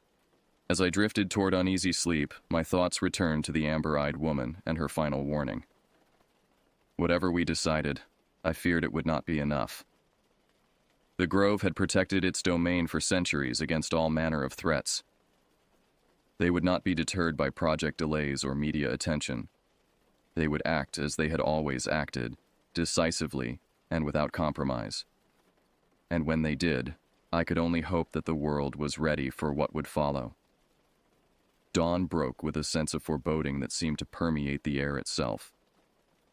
Outside our motel, the sky hung low and heavy with dark clouds that threatened rain, but withheld it, creating a pressure that made my head throb.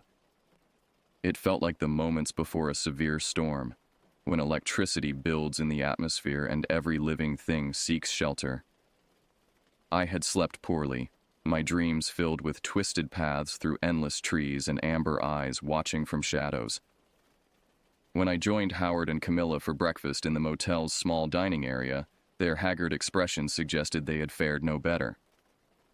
2 days left, Howard said without preamble, pushing a cup of coffee toward me. I nodded, accepting the bitter liquid gratefully. Assuming they hold to their timeline. Assuming they exist at all, Camilla added, though her tone lacked conviction. Whatever doubts she had harbored were eroding in the face of our shared experiences and mounting tension. We spent the morning finalizing our two-pronged approach. Howard would continue working his contacts in the development projects, reinforcing the need for caution. Camilla would compile our documentation into a format suitable for public consumption, including photographs, GPS coordinates, and our personal testimonies. I would attempt one last official channel. Dr. Eleanor Winters, a respected ecologist who had conducted research in Hollow Grove years earlier, and might be receptive to our claims. As we prepared to separate for our respective tasks, Howard's phone rang. His expression darkened as he listened to the caller. "When?" he asked sharply. "How many?" Another pause. "No, keep everyone back. Don't let anyone approach until I get there." He ended the call and looked at us, his face grim. That was Jimenez, the Northern Trail project manager. There's been an incident at the construction site. All the equipment, excavators, bulldozers, everything has been disabled overnight. "Vandalism?" Camilla asked. Howard shook his head. "Not exactly. Jimenez said the machines were poisoned. His word. Some kind of organic material has been introduced into the fuel systems, engines, hydraulics. It's spread throughout the metal components like a fungus, corroding everything it touches." "The Grove," I whispered. "They're not waiting 3 days." "That's not all," Howard continued. "The workers found markings at the site, the same spiral patterns we've seen carved into trees surrounding the clearing.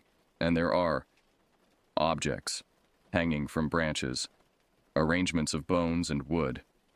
Dozens of them." A chill ran through me despite the warm morning. Warnings. They're escalating their message. "Or it's the local environmentalists taking advantage of the folklore," Camilla suggested, though she sounded uncertain. "It could be a copycat action. Either way, we need to see it," I insisted. "If it is the Grove, there might be signs that could help us understand what they're planning next." We drove to the northern construction site in tense silence, each lost in our own thoughts. The road wound through increasingly dense forest, following the contours of hills that would eventually lead to the unmapped valley we had discovered. About a mile from the site, we encountered the first roadblock, Forest Service vehicles and a county sheriff's deputy turning away traffic. Howard showed his ranger identification, explaining we had information relevant to the incident. After a brief radio consultation, the deputy waved us through with a warning to stay within the designated investigation area. The construction site itself was a scene of controlled chaos. What had once been a neat clearing carved from the forest was now a jumble of disabled machinery, concerned workers, and various officials attempting to make sense of the situation. Yellow crime scene tape cordoned off certain areas, particularly around the heavy equipment. "Howard!" A man in a hard hat and reflective vest approached us, his expression a mixture of relief and anxiety. "Glad you're here. This is beyond anything I've dealt with before." "Jimenez," Howard greeted him with a firm handshake. "What exactly happened?" The project manager led us toward the nearest piece of equipment, a massive excavator now sitting idle. "Crew arrived at 6 a.m. to start work. Machines wouldn't start. Not just one or two, every single piece of equipment on site. When mechanics opened them up..." He gestured for us to look. Inside the excavator's engine compartment was something that defied immediate comprehension. What should have been clean metal components were covered in a network of reddish-brown growths that resembled a cross between fungus and root systems. The material had spread throughout the engine, wrapping around parts and penetrating seals and gaskets. "What is that?" Camilla asked, leaning closer but careful not to touch. "No idea," Jimenez admitted. "Never seen anything like it. It's in the fuel tanks, hydraulic systems, even the electrical components. And it's still spreading. You can watch it grow if you stare long enough." I studied the growth, remembering the bioluminescent organisms I had seen in the Hidden Valley. "Has anyone analyzed it? Taken samples?" "Hazmat team is on the way," Jimenez replied. "Until then, we're under orders not to disturb it. Whatever it is, it's already eaten through some pretty tough materials. No one's eager to get it on their skin." Howard gestured toward the forest edge. "And the markings you mentioned?" Jimenez's expression darkened further. "Yeah, those. Come see for yourself." He led us to the perimeter of the clearing where the trees began. Every trunk along the boundary had been marked with the now familiar spiral pattern, but these were different from those we had seen before. Larger, more complex, and carved deep enough to expose the living tissue beneath the bark.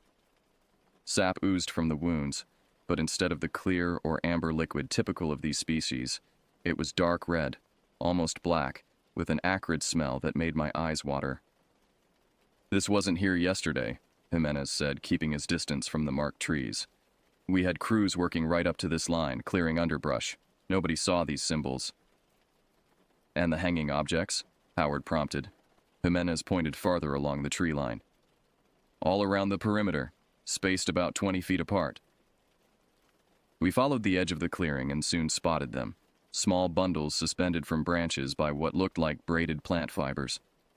Each bundle was uniquely constructed but followed a similar pattern. A central core of wood or bone surrounded by smaller objects. Feathers, teeth, fragments of metal and glass, and in some cases, items I recognized as pieces of modern equipment. Watch batteries, memory card fragments, tiny gears from precision instruments. "Have you touched any of these?" I asked, studying the nearest bundle without approaching it. "Hell no," Jimenez replied emphatically. "After what happened to our equipment, no one's touching anything that wasn't here yesterday." As we continued around the perimeter, I noticed something Jimenez hadn't mentioned: subtle changes in the forest itself. The undergrowth nearest the clearing appeared different from what I remembered from previous visits, denser, more vivid in color, with species that seemed unfamiliar or strangely altered. Some plants had grown with unnatural speed, their newest growth visibly different in structure and hue. "The forest is changing," I murmured, more to myself than my companions. Howard heard me. "What do you mean?" I pointed to several examples. "These species shouldn't be growing together. And look at the color of those leaves. That's not natural for this elevation or season. It's as if..."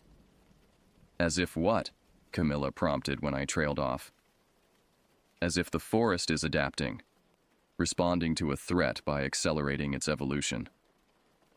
Jimenez looked at me like I had grown a second head. "Trees don't respond like that. They don't change overnight." "Normally, no," I agreed. "But what if they were being influenced by something that could alter their growth patterns? Something like the heart." Howard pulled me aside, lowering his voice. "You think this is connected to what you saw in the valley? The organism they were protecting?" I nodded. "They said it influenced the entire ecosystem. What if these changes are just the beginning? A demonstration of what they can do if pushed further?"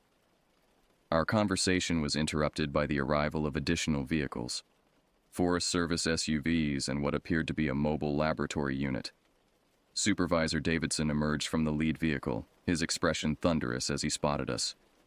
"I specifically placed you three on administrative leave," he said without preamble. What part of stay away from Forest Service operations was unclear. "We have relevant information about what's happening here," Howard replied calmly. Information you dismissed yesterday that now seems pretty damn pertinent. Davidson's eyes narrowed. If you're implying your forest dweller theory explains this vandalism.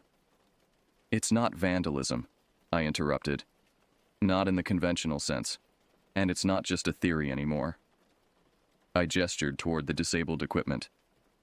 Have you ever seen anything like that growth before? Do you have any explanation for how it appeared simultaneously in every piece of machinery overnight? For a moment, Davidson's certainty wavered. The investigation is ongoing. Until we have scientific analysis. By then, it might be too late, I pressed. This is just the first demonstration. The Grove warned us they would act if their demands weren't met. This is them showing what they're capable of. The Grove, Davidson repeated, skepticism returning to his voice. Your mythical forest community. Howard stepped forward. Mythical or not, something disabled millions of dollars of equipment in a single night without being detected. Something carved identical symbols into dozens of trees simultaneously. If you have a better explanation, we're all eager to hear it. Before Davidson could respond, a commotion arose from the newly arrived laboratory unit. A technician in protective gear was calling for the supervisor with evident urgency. Stay here, Davidson ordered us, then strode toward the disturbance. We exchanged glances, then by unspoken agreement moved closer, positioning ourselves within earshot of the conversation.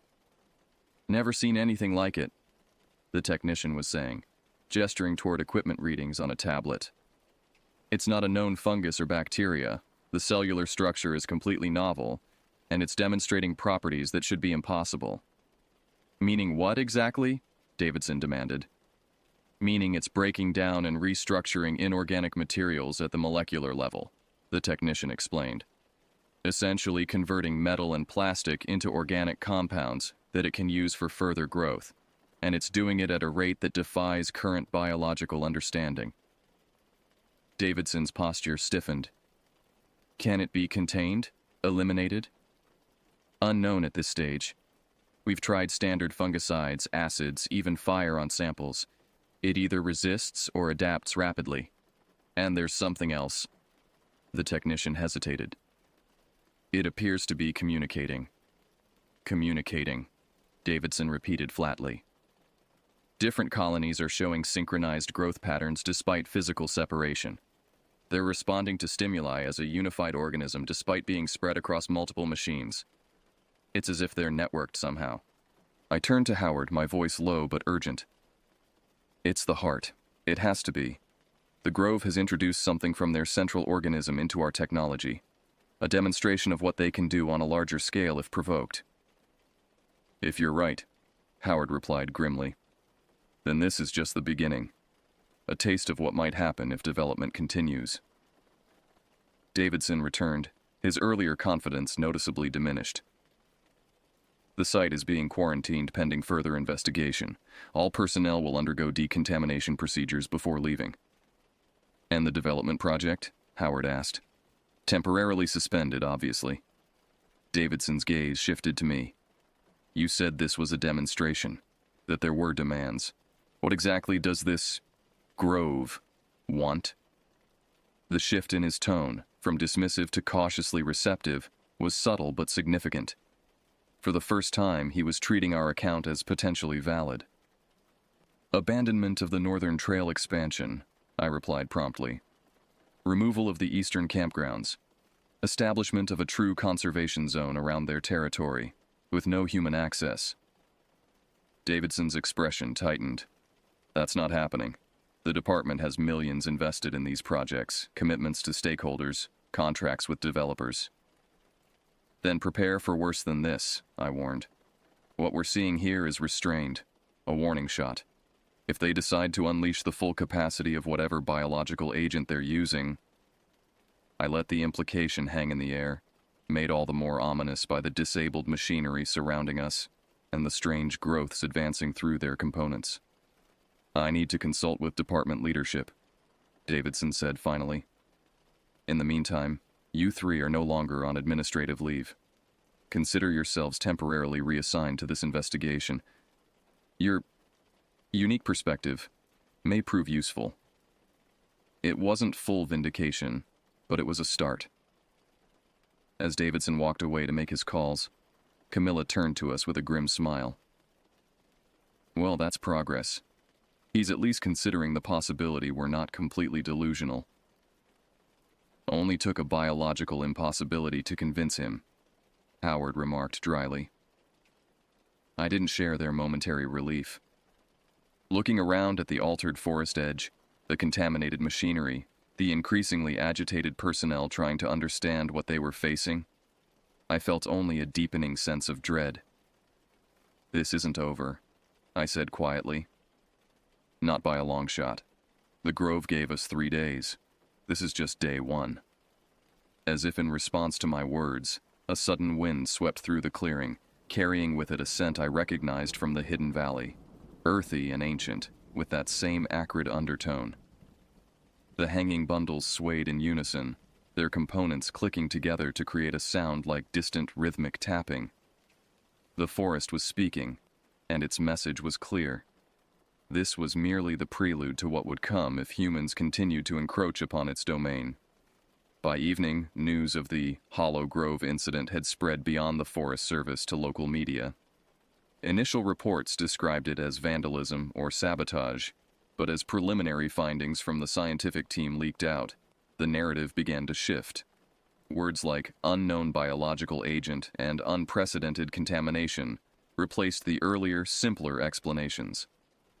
Davidson had established a command center at the Ranger headquarters, where officials from various agencies gathered to assess the situation and coordinate responses. Howard, Camilla, and I found ourselves in the unusual position of being both recently disciplined employees and suddenly essential consultants, our first-hand knowledge of the Grove now valued where it had been dismissed just days earlier.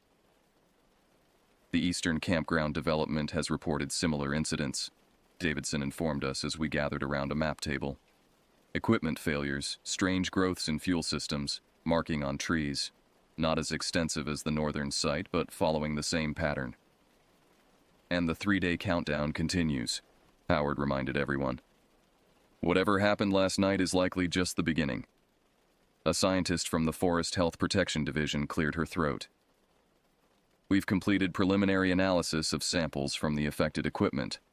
The organic material appears to be a previously undocumented fungal species with properties more commonly associated with slime molds, the ability to network, communicate, and solve problems collectively. Can it be contained? Davidson asked. We're working on that, she replied. But its adaptability is concerning.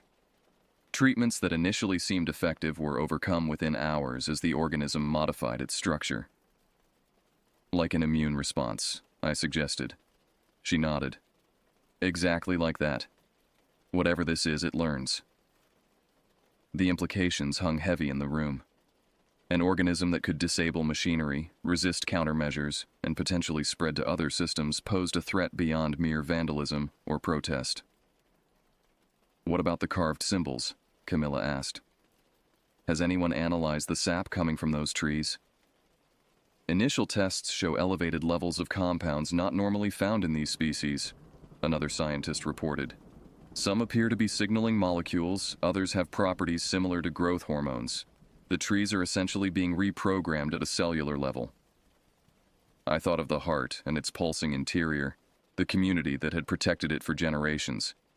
This fits with what I saw in the valley. The Grove spoke of an organism that regulated the entire forest ecosystem, something that could influence plant growth, soil composition, even the behavior of other organisms. Davidson, who had been studying the map intently, looked up. Assuming, and I'm not fully convinced yet, that this hidden community exists and is responsible for these incidents, what's their endgame? What happens after their 3-day deadline if we don't meet their demands?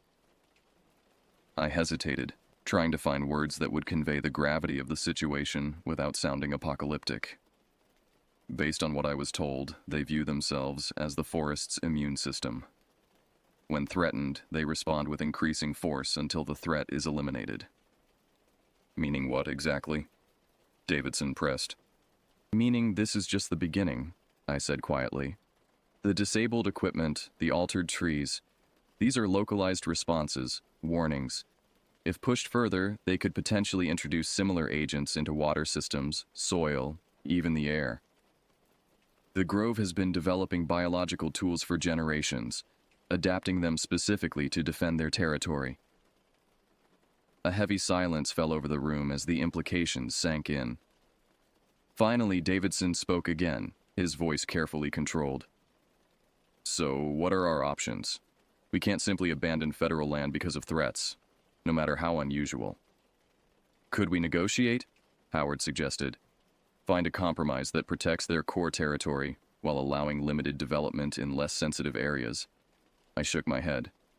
They've tried that approach in the past, according to their leader. Each compromise eventually led to further encroachment. They no longer trust partial measures. Then what do you suggest? Davidson asked, frustration evident in his voice. A full scientific assessment, I replied without hesitation. Bring in experts in ecology, biology, anthropology. Let them document what exists in that valley, the community, the heart, the entire system. If what I saw is verified, it would justify extraordinary conservation measures on scientific grounds alone. That would take months to organize properly, Davidson objected. Then we need a temporary solution, Howard interjected. A good faith gesture while we arrange the full assessment. Halt all development projects in the disputed areas, establish a no-entry zone around the valley, and communicate our intentions to the Grove. Communicate how? Camilla asked. It's not like they have a phone number or email address. I thought for a moment. They'll be watching, they always are. But we could also leave messages at the boundary markers, using their own symbol system. They'll understand. Davidson looked unconvinced, but running out of alternatives. I'll need authorization from the regional director for any official response. But given the circumstances, I believe I can secure temporary suspensions of the development projects, for safety reasons, if nothing else. It wasn't the full acknowledgement of the Grove's legitimacy that I had hoped for, but it was a start. A recognition that something extraordinary was happening in Hollow Grove, something that couldn't be dismissed or explained away by conventional thinking. As the meeting continued, plans were developed for securing the affected sites, documenting the biological anomalies, and presenting a case to senior leadership for a more comprehensive scientific investigation. Through it all, I felt a growing sense that we were standing at a threshold between worlds, the ordered, managed approach of our Forest Service and the ancient, mysterious systems of the Grove. By midnight, Davidson had secured the temporary development freeze we had requested. It wasn't presented as a response to demands, but rather as a safety precaution given the unknown biological agent affecting the sites. Still, it represented the first step toward the recognition the Grove had sought for generations. How do we let them know? Davidson asked as we finalized the plans. Assuming they're real and watching as you claim. I'll go, I said simply. Back to the boundary markers we found. I'll bring the message personally. Davidson frowned. That's not protocol. Protocol isn't equipped for this situation, I interrupted. They showed themselves to me once. They might do so again, especially if I come alone and unarmed. After considerable debate, a compromise was reached.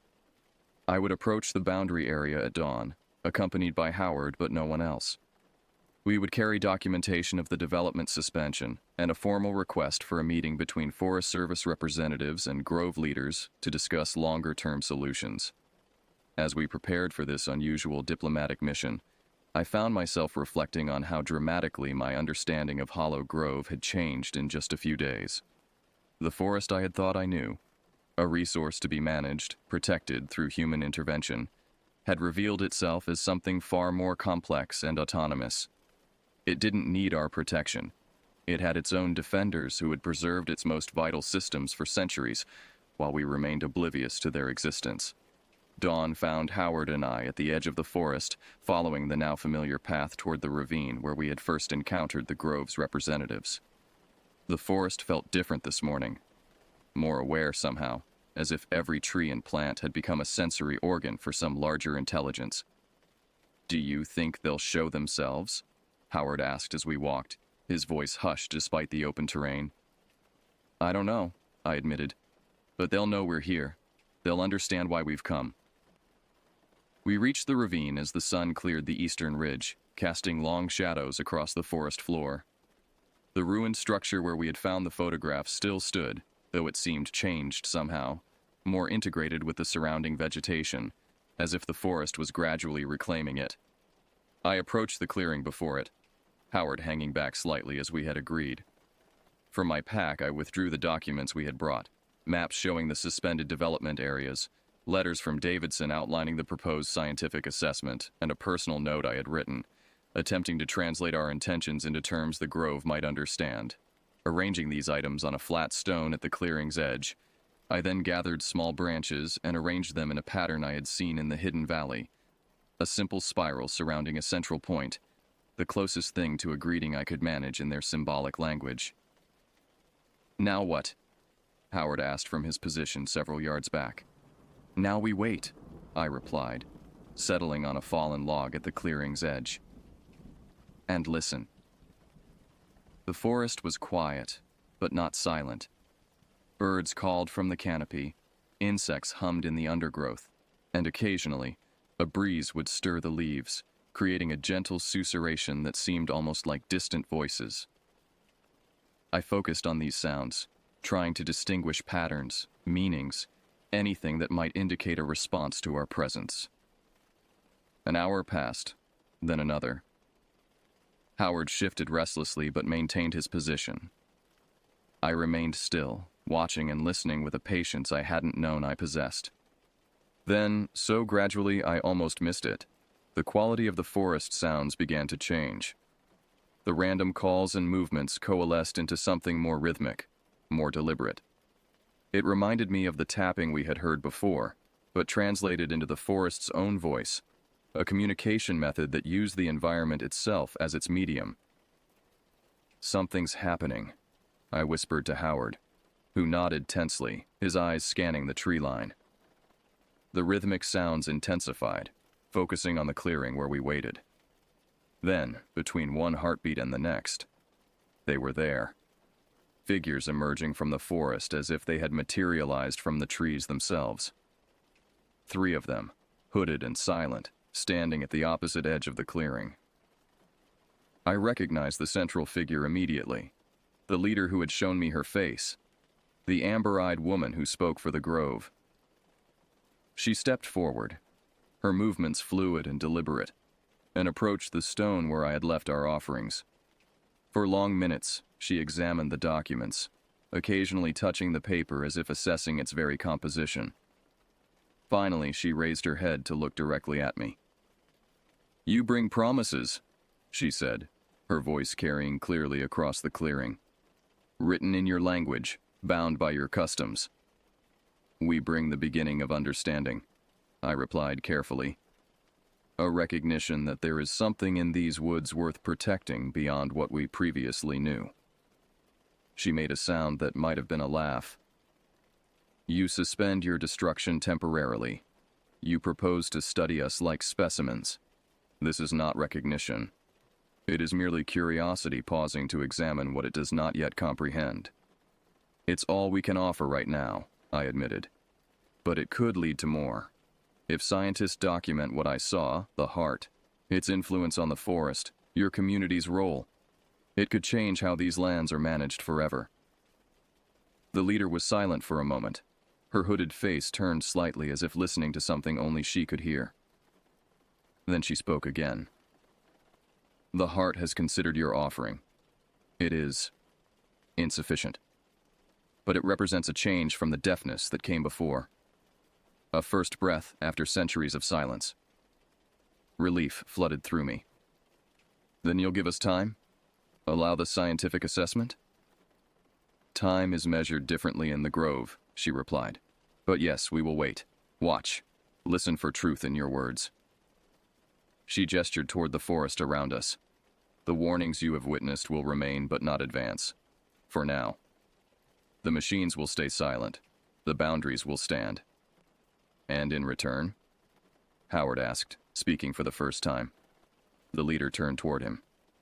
In return, you will learn. Not just with your instruments and tests, but with your hearts and minds. You will learn what it means to be part of a system rather than its master. To listen to the forest rather than merely manage it. She approached me then, moving with that uncanny grace that seemed almost supernatural despite her human form.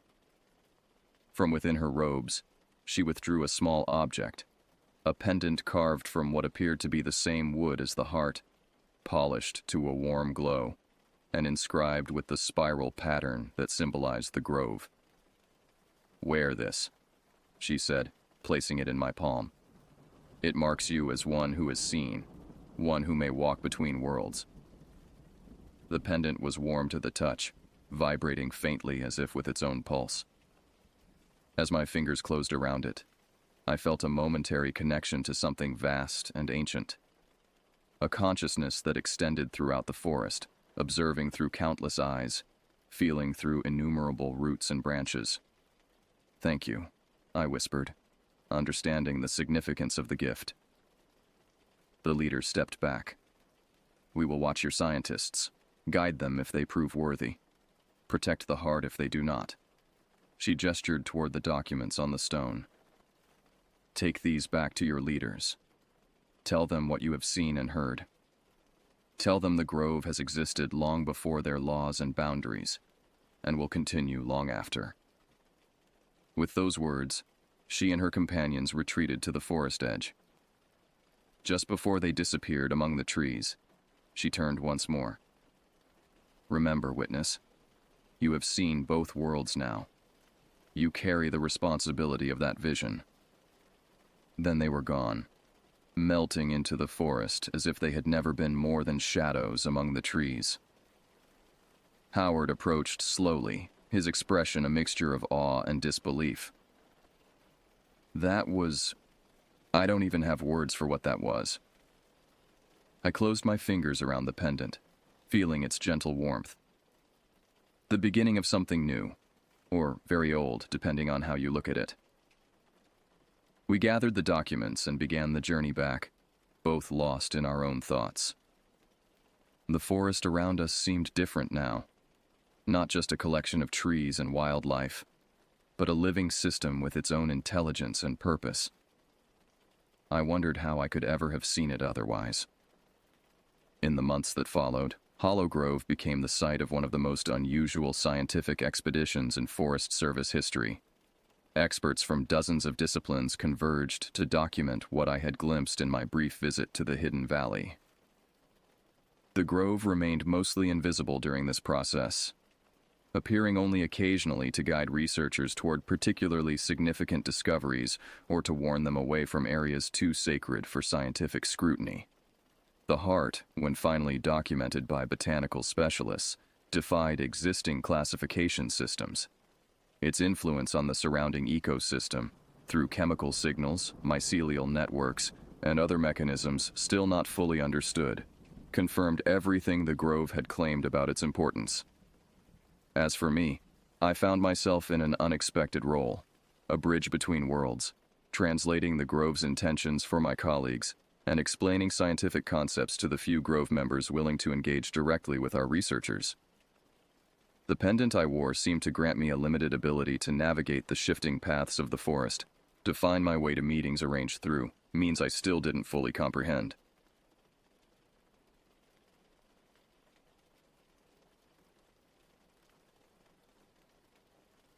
It was early 1998, in a newer subdivision near Granite Ridge, just north of Phoenix, Arizona. Our home was practically developed right over fresh desert, with imposing rocky peaks looming in the near distance. The desert was federal land, and at the time, venturing back there was strictly prohibited. But I was a restless 16-year-old sophomore in high school, and rules meant little to me then. I spent countless afternoons riding my bike through the forbidden terrain, exploring every crevice and formation with reckless abandon. The arid landscape, with its stark beauty and hidden dangers, called to something primal within me. I collected desert specimens, scorpions in jars, shed snakeskins, unique rocks, displaying them proudly in my bedroom like trophies. Soon after moving there, I befriended Brendan, who lived about 2 miles away across from another section of the protected desert.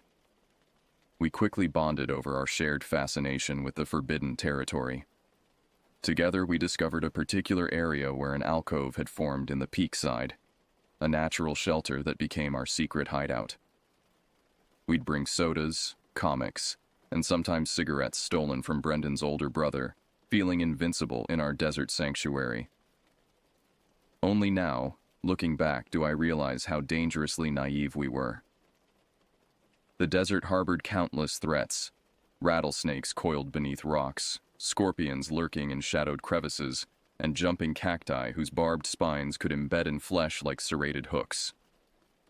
The wildlife wasn't our only concern. One sweltering afternoon, while exploring a dry wash, we encountered 2 men in a rusted pickup truck. They stopped abruptly when they spotted my bike blocking their path.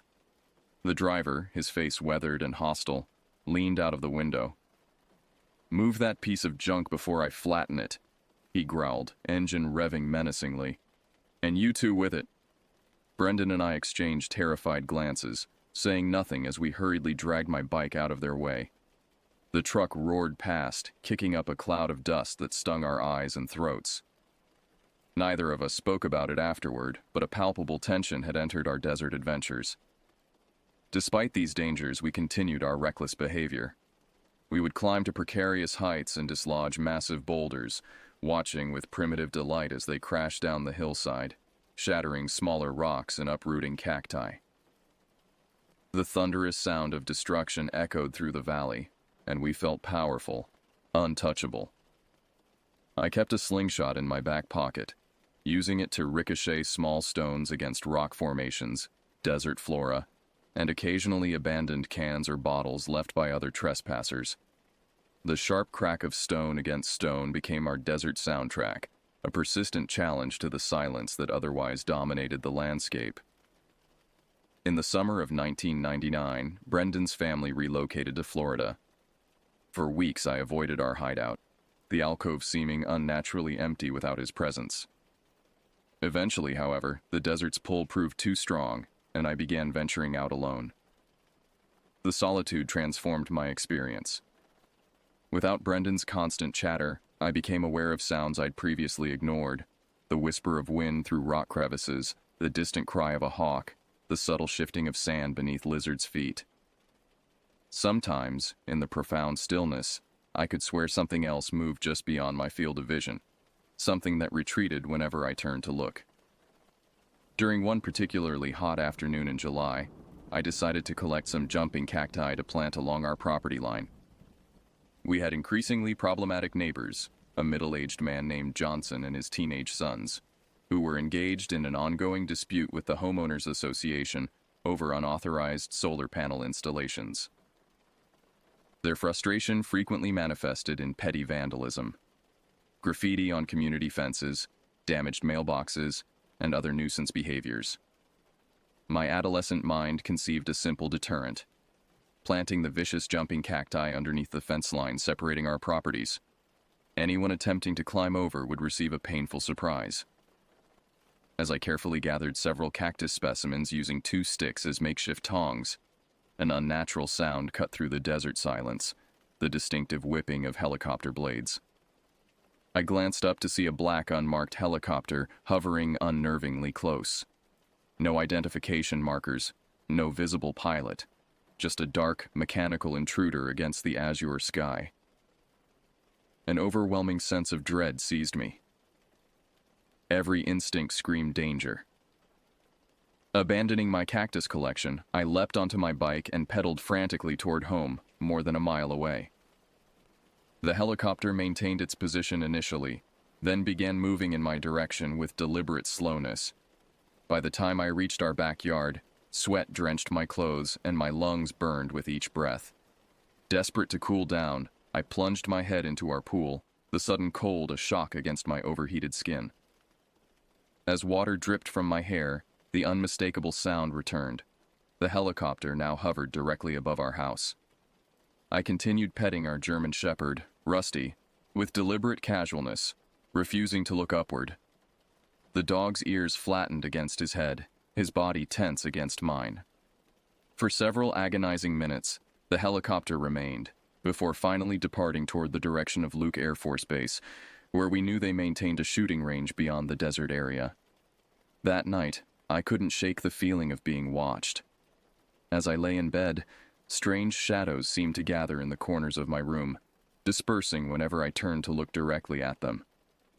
I fell into a restless sleep filled with fractured dreams of pursuing figures and incomprehensible whispers. The helicopter incident marked the beginning of a disturbing pattern.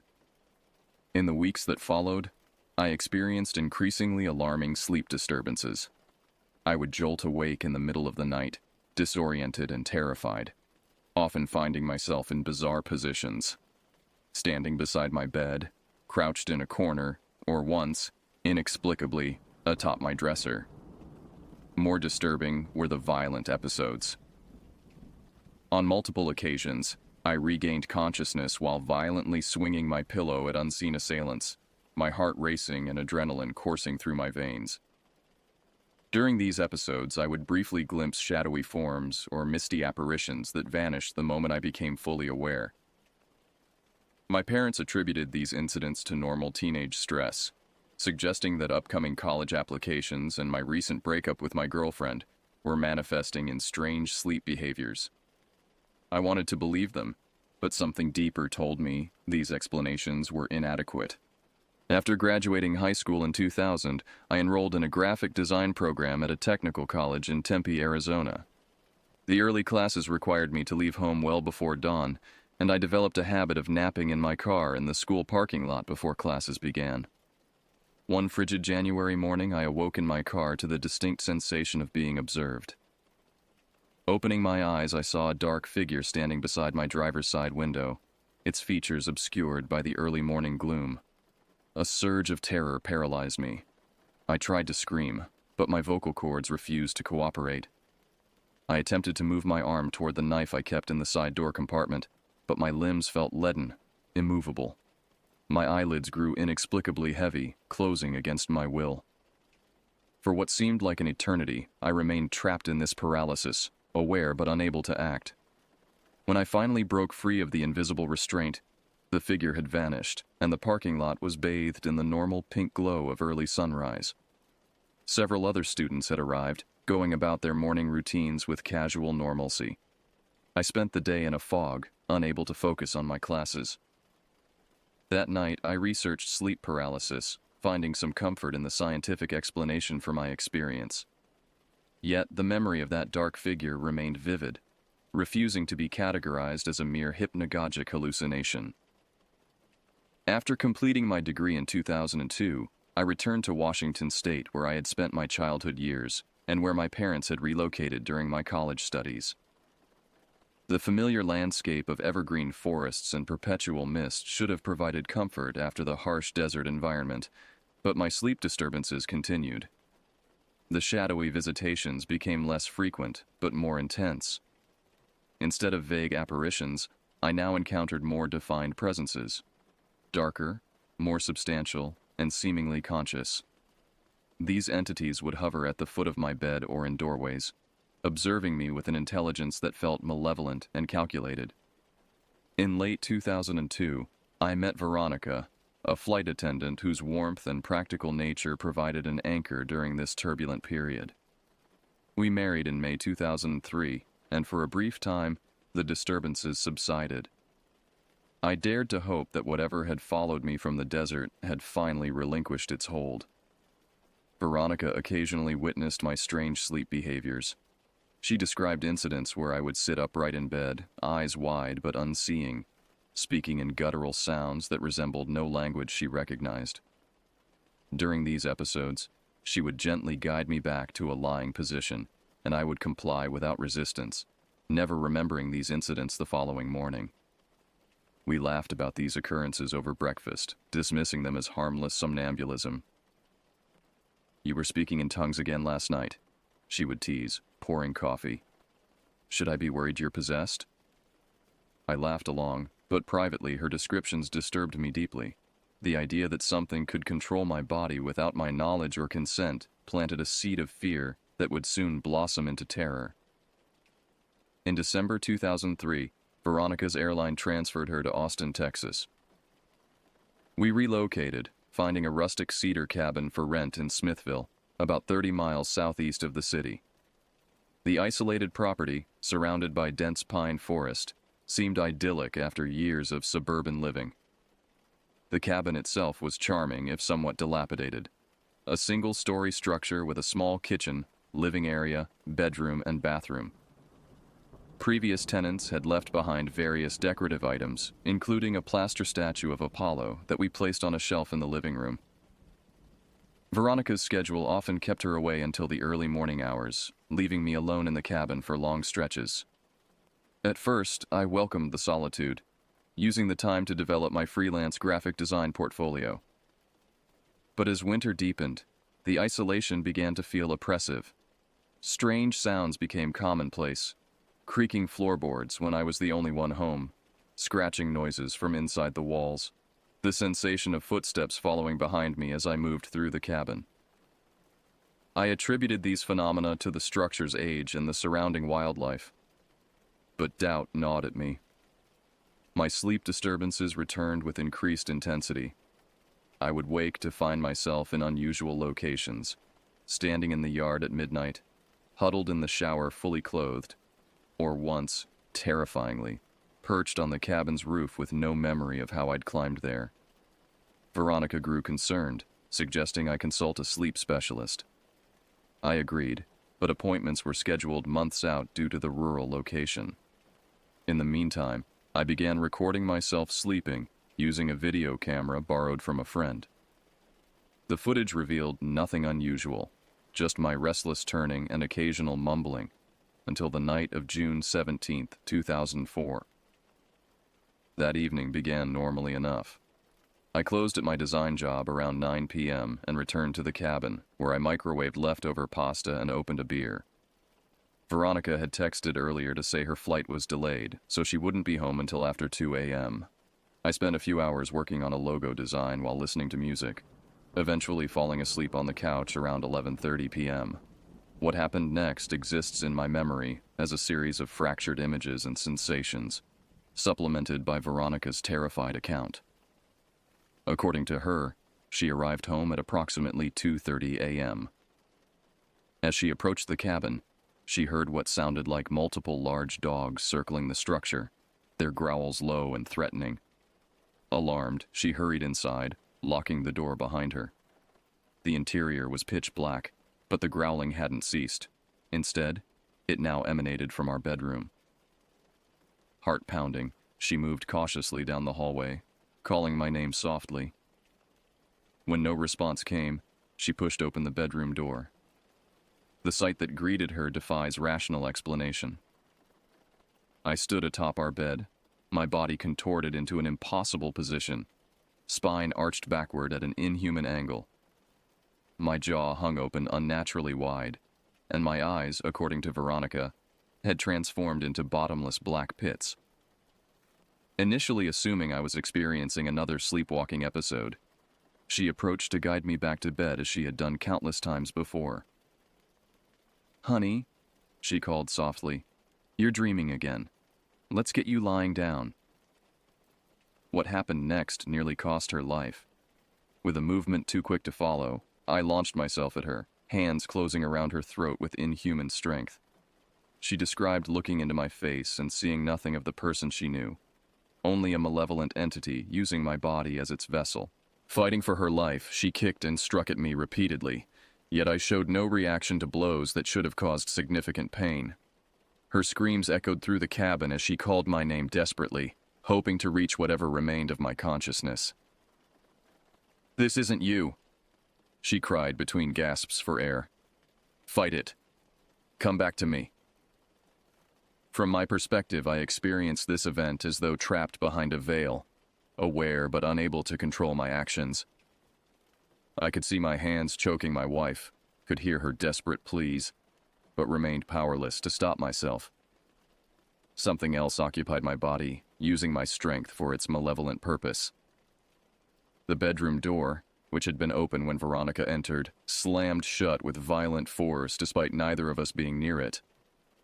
Our cat, Saber, normally affectionate and calm, raced around the room in frantic circles, yowling in apparent terror.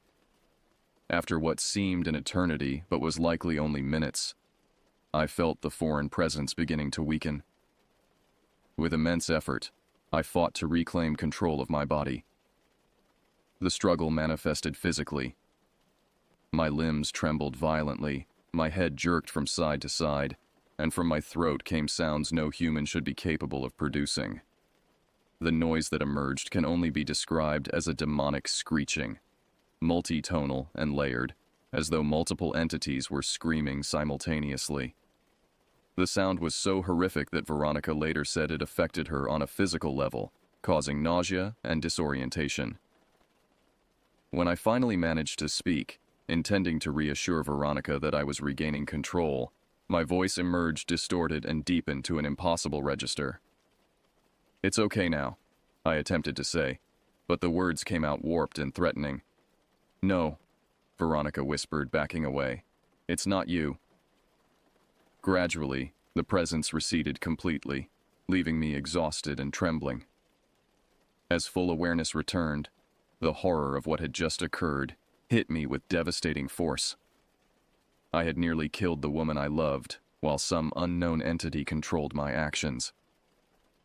We spent the remainder of the night huddled together in the living room, lights blazing, too terrified to return to the bedroom. Sleep was impossible. Instead, we prayed fervently, a significant act for me, as I had long considered faith pointless and prayer futile.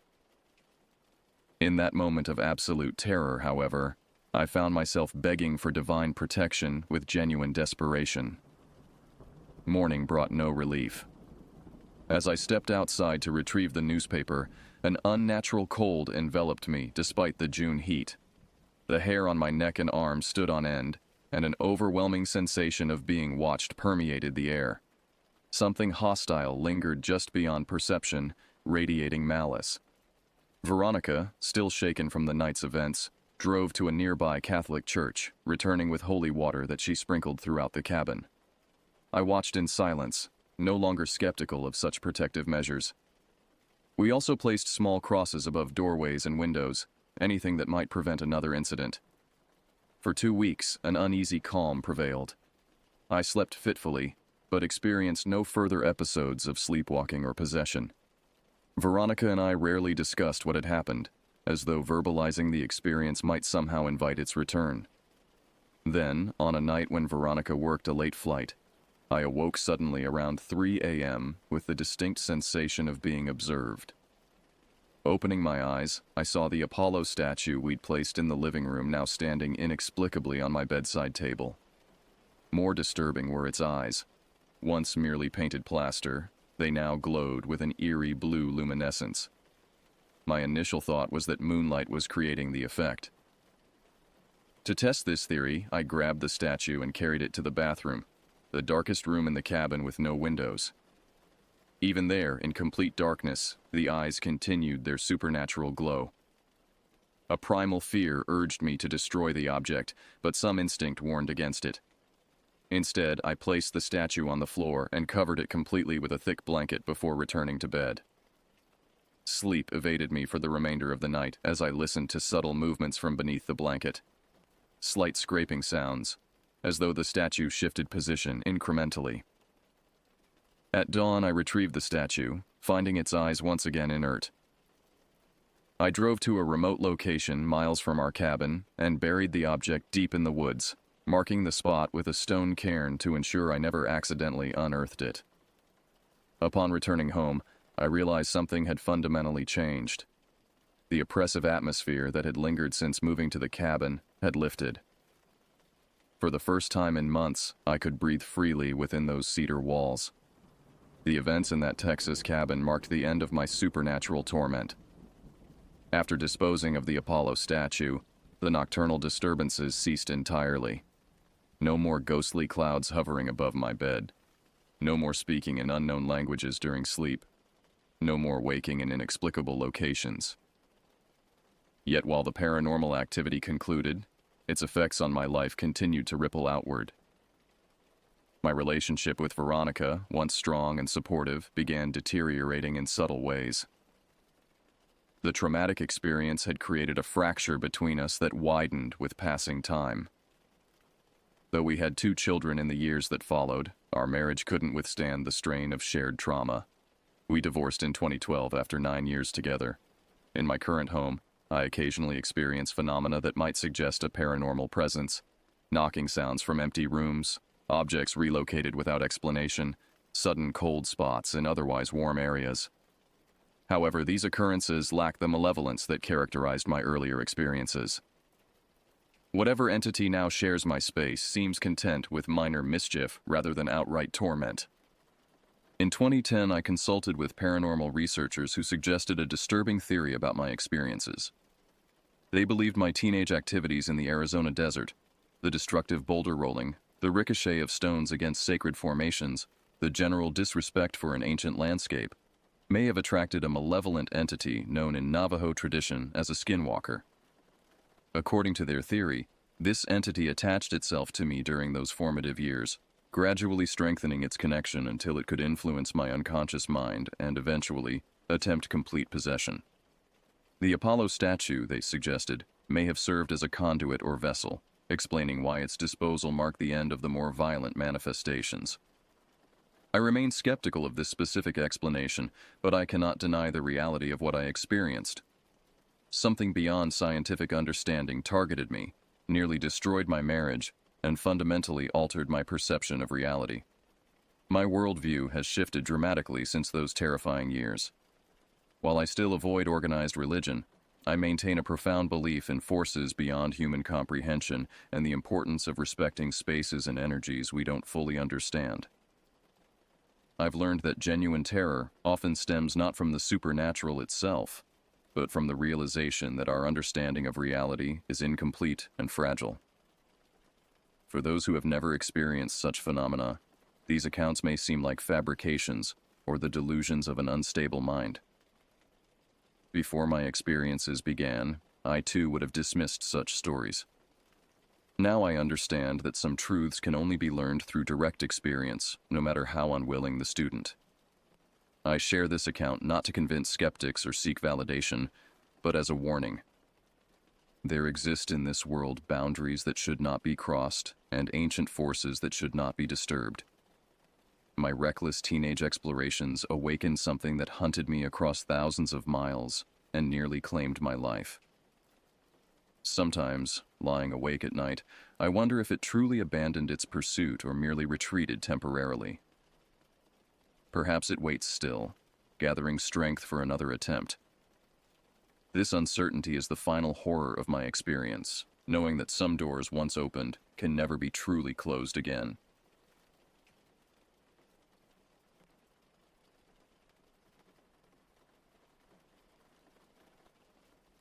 The plan had been simple enough.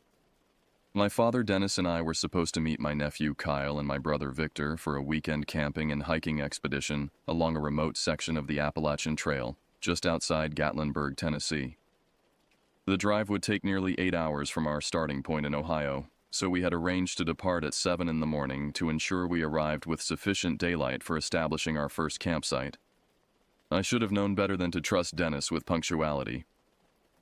My father possessed many admirable qualities, but reliability regarding time commitments was not among them. He had developed an unfortunate pattern over the years of arriving hours late to important events, armed with increasingly elaborate excuses and an expectation that his natural charm would smooth over any inconvenience he had caused others. That October morning in 2023, I sat fully packed and ready on my apartment steps at 6:45, watching the empty parking lot as the minutes crawled past 7, then 7:30, then 8. My hiking boots were lace tight, my backpack stuffed with carefully planned gear, and my patience wearing dangerously thin. The weather forecast had called for possible afternoon storms, making our early departure even more critical. When Dennis finally arrived at nearly 10 o'clock, he announced his presence by laying on his horn repeatedly, as if I were the cause of our delay. The sound echoed harshly off the apartment buildings, and I could see neighbors peering irritably from their windows. My anger flared immediately. Nothing infuriated me more than someone sitting in their vehicle making noise instead of simply walking to the door like a civilized person. "Traffic was murder," he called through his open window, grinning as if his lateness were somehow endearing. "You ready to hit the road, kiddo?" I climbed into the passenger seat without responding, my jaw clenched tight. The entire carefully planned schedule was now destroyed.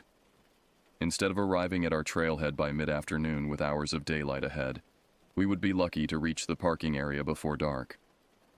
The 8-hour drive stretched ahead of us like a punishment.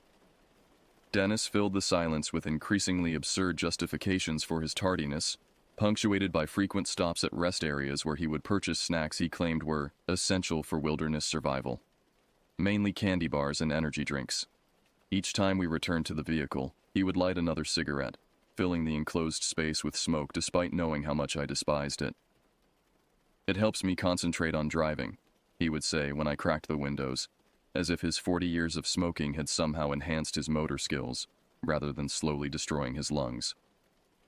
Around noon, my phone began buzzing with increasingly frustrated messages from Victor and Kyle, who had been waiting at the designated meeting point since 11:30. I texted back our delayed estimated arrival time, watching their responses grow more terse with each update. "Your dad's really done it this time," Victor wrote. "It's supposed to rain tonight. We needed to be on the trail hours ago." Dennis read the messages over my shoulder at a red light and shrugged. "They're being dramatic. A little rain never hurt anybody. Besides, night hiking builds character." I wanted to point out that night hiking in unfamiliar wilderness during a storm was dangerous rather than character building, but I had already wasted enough energy on anger. Instead, I stared out the window at the increasingly mountainous terrain, watching storm clouds gather on the horizon like a dark omen. By the time we finally pulled into the gravel parking area at the trailhead, the sun hung low and orange behind a wall of advancing thunderheads. The temperature had dropped noticeably and I could smell rain in the air, that distinct metallic scent that preceded mountain storms. Victor and Kyle stood beside their truck, both visibly agitated and already dressed in their rain gear. My nephew Kyle, 23 and athletic from his college wrestling days, paced back and forth like a caged animal. Victor, my older brother by 3 years, wore the expression of barely controlled fury that I remembered from our childhood when Dennis had missed yet another important event. 8 hours late," Victor said as Dennis emerged from the driver's seat, stretching theatrically. 8 goddamn hours, Dennis. Do you have any idea what you've done to our timeline?" Now, Dennis replied, popping the trunk and beginning to unload his gear with maddening slowness. "We're here, aren't we? The mountains aren't going anywhere." As if summoned by his cavalier attitude, the first drops of rain began to fall. Cold, sharp drops that stung exposed skin and promised worse to come. The misty precipitation quickly escalated to a steady drizzle, then to a legitimate downpour that soaked through our outer layers within minutes. "This is insane," Kyle muttered, shouldering his pack. "We should wait until morning." But we had driven too far and planned too long to abort the trip entirely. The section of trail we intended to hike formed a loop that would bring us back to this parking area after 3 days, assuming we maintained a reasonable pace. Now, with darkness approaching and weather deteriorating, our margin for error had shrunk to nothing. Dennis took his time organizing his equipment, seemingly oblivious to the increasingly desperate looks from Victor and Kyle. He rearranged his pack 3 times, tested his headlamp repeatedly, and engaged in lengthy deliberation over which of his several knives to carry on his belt. "For God's sake, Dad!" I finally snapped. "Just pick one and let's go." The rain had intensified to the point where standing water began forming in the parking lot's tire ruts. Our carefully planned afternoon departure had become a nighttime expedition into deteriorating weather conditions. I felt the first tendrils of genuine unease creeping into my consciousness as I realized how many things were already going wrong. When we finally set off down the trail, we were forced to use our headlamps immediately. The forest canopy blocked what little daylight remained, plunging us into premature darkness. Our lights carved weak tunnels through the gloom, illuminating only small circles of muddy trail and dripping vegetation. Hiking at night in unfamiliar wilderness bears no resemblance to nighttime walks in suburban neighborhoods. The darkness in dense forest is absolute, pressing against you like a living thing. Our headlamps provided pathetic illumination, perhaps 20 feet of visibility under ideal conditions, but with rain and mist, we could barely see 10 feet ahead. The trail itself became treacherous within the first mile. What had appeared on our maps as a moderate hiking path revealed itself to be a narrow, root-tangled track that wound between massive trees and overexposed rock faces. Rain had turned the packed earth into slippery mud, and fallen leaves concealed every obstacle. Dennis immediately began struggling with the pace, stopping frequently to catch his breath and adjust his pack. His years of smoking had clearly taken their toll on his cardiovascular system, and the steep inclines that Victor and Kyle handled easily left him gasping and red-faced. "Maybe we should have waited until morning," he wheezed during one of his rest stops, finally acknowledging what the rest of us had realized hours earlier. "Too late for that now," Victor replied grimly. "We're committed." The rain showed no signs of abating. If anything, it seemed to intensify as we climbed higher into the mountains. Water ran down the trail in small streams, pooled in depressions, and dripped constantly from the trees above us. Our supposedly waterproof gear proved inadequate against the sustained assault of moisture, and within 2 hours, we were all soaked to the skin. To maintain our spirits and make noise that might deter any bears in the area, Victor suggested we sing. What followed was perhaps the most pathetic musical performance in Appalachian Trail history. 4 tone-deaf men bellowing half-remembered lyrics to classic rock songs while stumbling through a darkened forest. "Sweet Caroline," Dennis attempted, his voice cracking on the high notes. "Ba ba ba," we responded with more enthusiasm than skill. Our singing attracted no bears, but it did seem to emphasize our isolation. The sounds echoed strangely in the dense forest, bouncing off unseen rock faces and tree trunks before disappearing into the darkness beyond our lights. Between songs, the silence felt oppressive, broken only by the steady drumming of rain and our labored breathing. Around 11 o'clock, Kyle stepped wrong while crossing a swollen creek and plunged knee-deep into the icy water. In his flailing attempt to regain balance, he smashed his expensive dive watch against a boulder, shattering the face and flooding the mechanism. "Shit, shit, shit!" he cursed, examining the destroyed timepiece by headlamp. The watch had been a graduation gift from his parents, and its destruction seemed to symbolize how thoroughly our adventure had gone off the rails. We stood in the rain, exhausted and dispirited, staring at the broken watch as if it might magically repair itself. The temperature had dropped further, and I realized we were all beginning to shiver uncontrollably. "We need to find a campsite soon," Victor said. "We're not going to last much longer in these conditions." Finding a suitable campsite in total darkness, while rain turned every surface slippery, proved nearly impossible. We stumbled along the trail for another hour, checking our map repeatedly under the inadequate glow of our headlamps, searching for one of the designated camping areas marked with bear cables for food storage. The concept of bear cables had seemed straightforward when we planned this trip from the comfort of my apartment.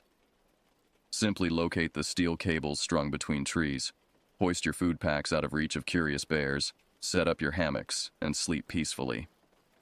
The reality proved far more challenging.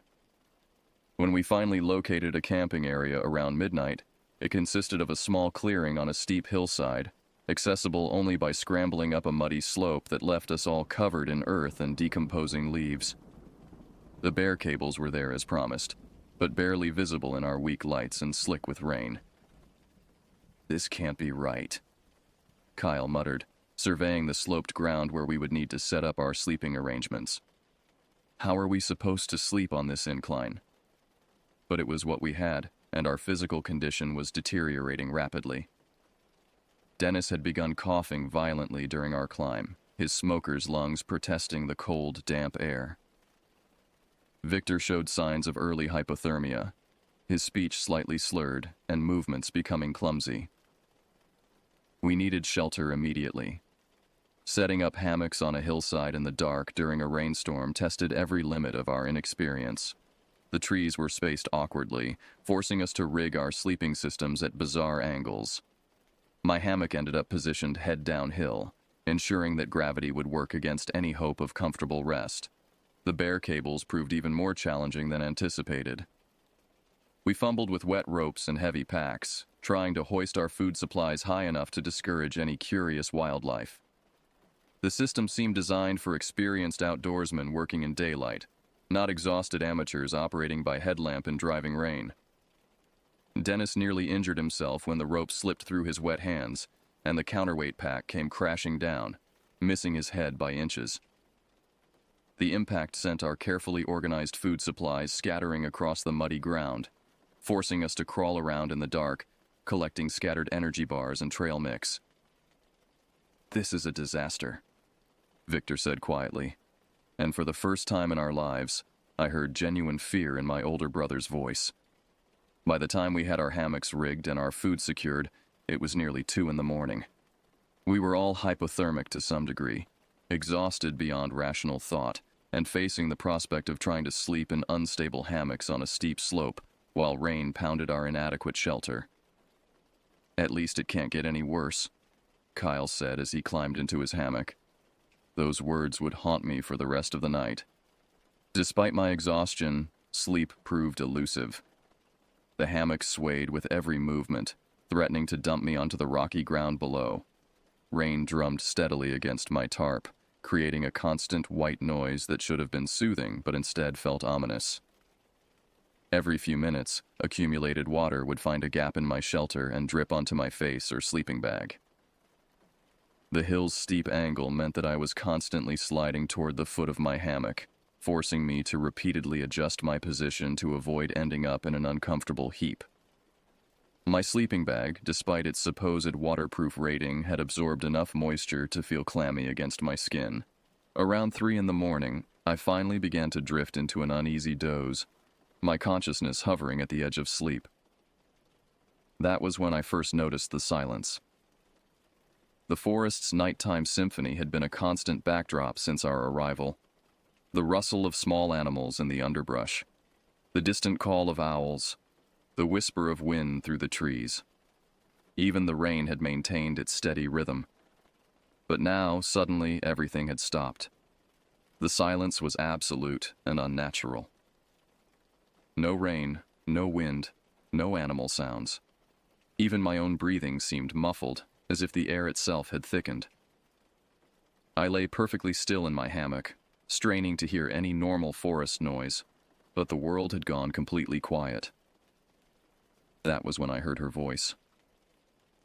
"Come to me." The words were whispered directly into my ear, so close that I felt the warmth of breath against my skin.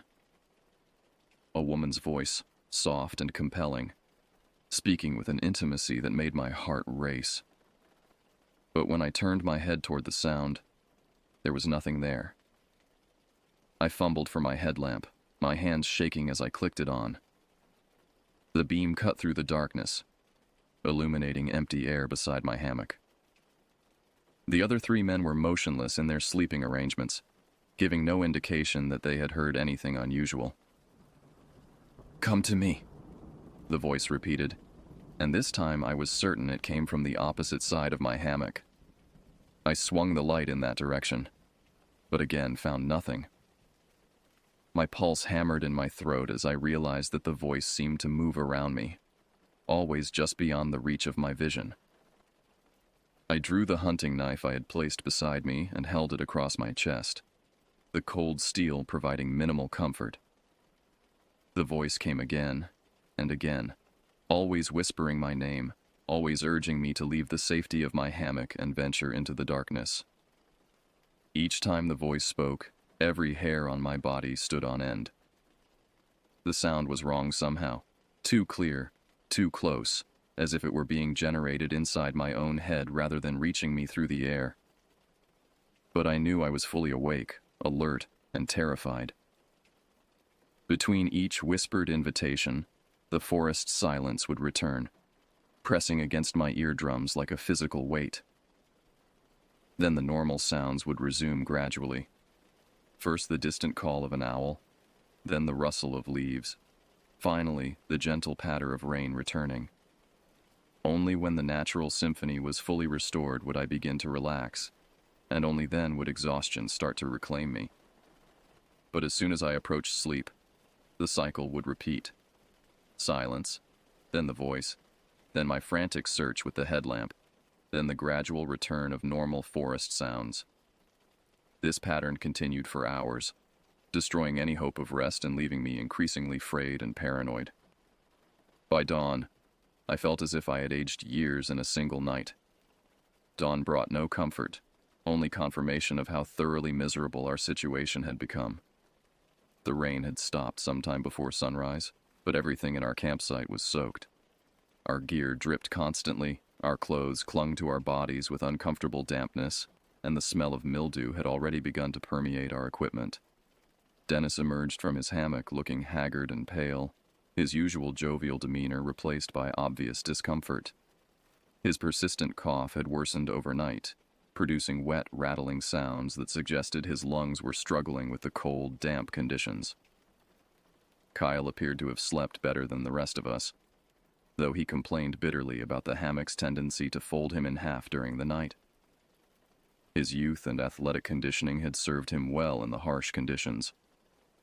Victor, however, looked terrible. Dark circles surrounded his eyes, and his movements were sluggish and uncoordinated.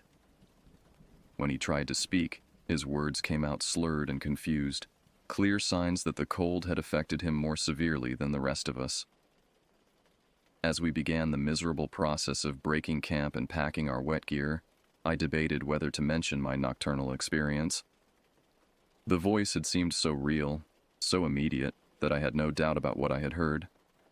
But describing supernatural encounters to my pragmatic family seemed certain to result in ridicule or worse, concern about my mental state. Instead, I waited until we were on the trail and let Victor fall back to walk beside me while Dennis and Kyle continued ahead. "Did you hear anything strange last night?" I asked quietly, keeping my voice casual. Victor's reaction was immediate and telling. His face went pale and he glanced around nervously before responding. "What kind of strange?" he asked, but his tone suggested he knew exactly what I meant. "Voices. A woman's voice calling out." Victor stopped walking entirely, grabbing my arm with surprising force. "You heard it too?" he whispered urgently. I thought I was losing my mind. The voice kept calling my name, telling me to come find her. It went on for hours. The confirmation that I was not alone in my experience provided little comfort. If anything, knowing that Victor had heard the same voice made the situation more disturbing rather than less. Two people experiencing identical auditory hallucinations seemed highly unlikely, suggesting that something genuine had occurred in our campsite. "Did you see anything?" I asked. "Nothing. Just the voice, always seeming to come from right beside me, but nothing there when I looked." We agreed to keep our experience private for the moment, not wanting to alarm Kyle or give Dennis additional reasons to mock our camping abilities. But as we resumed hiking, I found myself constantly listening for any repetition of the voice, dreading the approach of another nightfall. The trail conditions had improved slightly with the end of the rain, but our pace remained slow due to the treacherous footing and Victor's obvious exhaustion. We made frequent stops to allow him to rest and warm up, during which Dennis would light cigarettes and complain about his sore feet. "Maybe we should consider cutting the trip short," Victor suggested during one of these breaks. "I'm not feeling great, and the weather forecast still shows more storms coming." Dennis immediately protested, insisting that we had come too far to quit now. Kyle sided with Dennis, arguing that one bad night was no reason to abandon our plans. I found myself torn between concern for Victor's condition and reluctance to admit that the mysterious voice had left me genuinely frightened. As we debated our options, I became aware that we were being watched. The feeling was subtle at first, just a vague unease that prickled at the edges of my consciousness. But as the day progressed, The sensation grew stronger and more focused. Something was tracking our movement through the forest, maintaining a careful distance, but never losing contact. When I turned to scan the trees behind us, I caught glimpses of movement just beyond the range of clear vision. Shadows shifting between tree trunks, the suggestion of a figure moving parallel to our path. I began to understand that our problems were just beginning. The second day of hiking passed in a haze of exhaustion and growing paranoia. Despite Victor's obvious distress and Dennis's continued respiratory problems, we maintained our planned route deeper into the wilderness. The trail wound steadily upward through increasingly dense forest, taking us further from any possibility of easy evacuation. My sense of being observed intensified throughout the morning. Whatever was following us had grown bolder, or perhaps more numerous. I caught glimpses of movement in my peripheral vision with increasing frequency, always just beyond the point where I could focus clearly, always dissolving into ordinary forest shadows when I turned to look directly. During our lunch break at a small clearing beside a creek, I finally voiced my concerns to the group. "I think we're being followed," I said quietly, setting down my energy bar untasted. Dennis laughed, but his humor sounded forced. "Followed by what? Bears? Squirrels? Your imagination?" "Something human," I replied, surprised by my own certainty. "Someone has been tracking us since we left camp this morning." Kyle looked skeptical, but Victor nodded grimly. "I've felt it too. Like we're being watched constantly." We spent several minutes scanning the surrounding forest, but whatever presence I had sensed remained well hidden. The trees were thick enough to conceal an army, and the undergrowth provided countless hiding places for anyone who wanted to remain unseen. "Even if someone is following us," Dennis said finally, "what would they want? We're not carrying anything valuable except our gear." But isolated hikers carried something more valuable than equipment. They represented vulnerability. Stories of attacks on remote trails were rare but not unknown, and our group presented an appealing target. We were clearly inexperienced, obviously struggling with basic wilderness skills, and completely cut off from any outside assistance. As we resumed hiking, I noticed that our mysterious shadow had become more aggressive. The glimpses of movement were closer now, sometimes appearing ahead of our position rather than behind it. Whatever was following us was attempting to encircle our group, cutting off potential escape routes. The realization that we might be walking into an ambush sent adrenaline surging through my system. I began paying careful attention to the terrain around us, looking for defensive positions or alternate routes if we needed to flee quickly. Around mid-afternoon, Kyle suddenly stopped and held up his hand for silence. We all froze, straining to hear whatever had caught his attention. "Footsteps," he whispered. "Someone is walking parallel to us, about 50 yards to the left." We listened intently, and I could indeed hear the soft crunch of feet on fallen leaves, maintaining perfect pace with our own movement. When we stopped, the sound stopped. When we resumed walking, it resumed as well. "That's it," Victor said, his voice tight with fear. "We're getting out of here. Now." But Dennis refused to abandon our planned route, insisting that we were being paranoid and overreacting to normal forest sounds. His stubborn refusal to acknowledge danger put us all at risk, and I realized that our group's safety might depend on overruling his decisions. "We're not staying out here another night," I said firmly. "Not with someone stalking us." As if summoned by my words, a woman's voice called out from the forest ahead of us, clear and unmistakable in the afternoon stillness. "Help me," she pleaded, the sound carrying clearly through the trees. "Please, I'm lost. Can someone help me?" The voice was the same one that had whispered to me during the night, but now it spoke loudly enough for all of us to hear. Dennis immediately started toward the sound, but Victor grabbed his arm. "Don't," Victor warned. "Something's wrong with this." "It's a woman in distress," Dennis protested. "We can't just ignore her." But the voice came again from a completely different direction, at least 100 yards from its previous location. No human being could have moved that distance so quickly and silently. "Help me," it repeated. And this time the plea seemed to come from above us, as if the speaker were somehow suspended in the forest canopy. That was when we all understood that we were dealing with something far beyond our ability to comprehend or confront. We made the second campsite in record time, driven by shared terror and the desperate need to establish some form of defensive position before nightfall. This clearing was smaller than the first, but it offered better sightlines and positioned us with our backs to a steep rock face that would prevent approach from that direction. The bear cables were easier to manage with experience, and we worked with grim efficiency to secure our food and establish our sleeping arrangements. This time, we positioned our hammocks in a tight cluster rather than a spread-out line, reasoning that mutual protection was more important than privacy. As darkness fell, the woman's voice resumed its calling. Sometimes it pleaded for help, sometimes it whispered our names individually.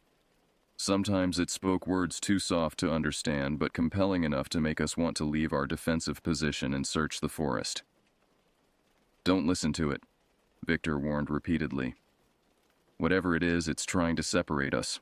Dennis had finally abandoned his skepticism after hearing the voice move impossibly through the forest during our afternoon hike. His usual bravado had been replaced by wide-eyed fear and chain-smoking that made his cough even worse. Kyle had become our de facto leader, his youth and athletic training making him the most capable member of our group under crisis conditions. He organized watch schedules, distributed our emergency supplies, and maintained the fire that had become our primary psychological defense against the darkness. "We leave at first light," he announced, as we settled into our hammocks for what we all hoped would be our final night in the wilderness. "Straight back to the parking lot no matter what happens." The voice began calling almost immediately after we extinguished our headlamps. This time, however, it was joined by others. Multiple women's voices, sometimes speaking in harmony, sometimes overlapping in confusing patterns that made it impossible to determine how many different speakers were present. They called our names with increasing urgency as the night progressed, their pleas becoming more desperate and compelling. At times, the voices seemed to come from within our campsite itself, as if invisible speakers were standing among our hammocks. Around midnight, the voices changed tactics.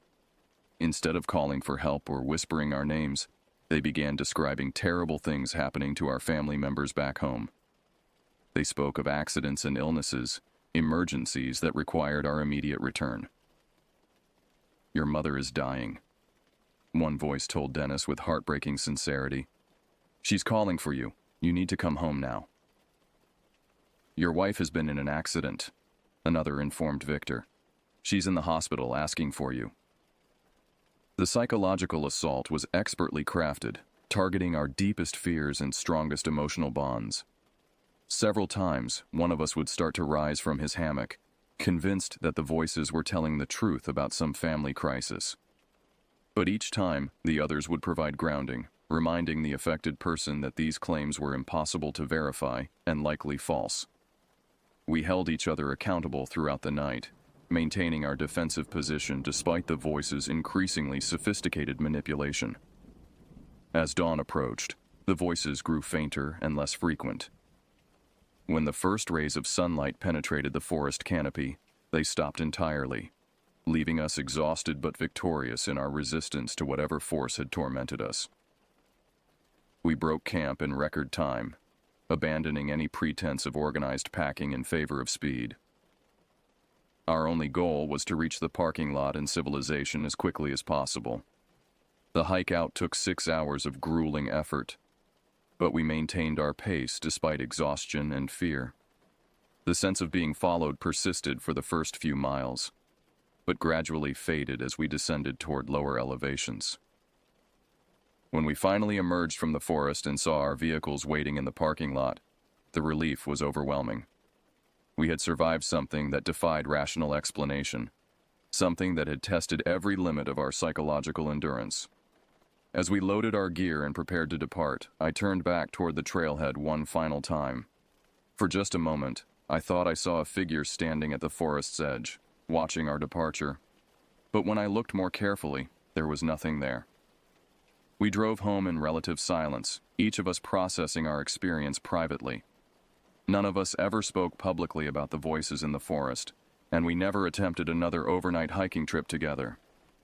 Some experiences are too strange and too personal to share with the outside world. They become part of your private history, events that shaped you but cannot be adequately explained to others. I still don't know what we encountered in those Appalachian woods. I can only say with certainty that it was real, it was intelligent, and it was far more dangerous than any natural predator we might have faced. The mountains keep their secrets well, and some mysteries are meant to remain unsolved. But I will never forget the voices that called to us from the darkness, and I will never again venture into the deep wilderness after sunset. Some risks are simply too great to take twice.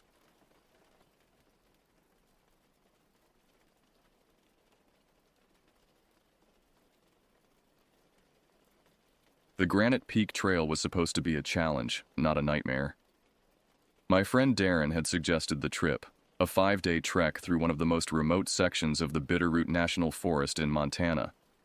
As an experienced hiker with over a decade of backcountry trips under my belt, I didn't think twice about accepting. Our group consisted of 4 people: myself, Darren, his cousin Josh, and Josh's girlfriend Melanie. We'd all hiked together before, though never on something this isolated. The Bitterroots have nearly 1.6 million acres of wilderness, and the northern section we'd chosen sees fewer than 50 hikers a year.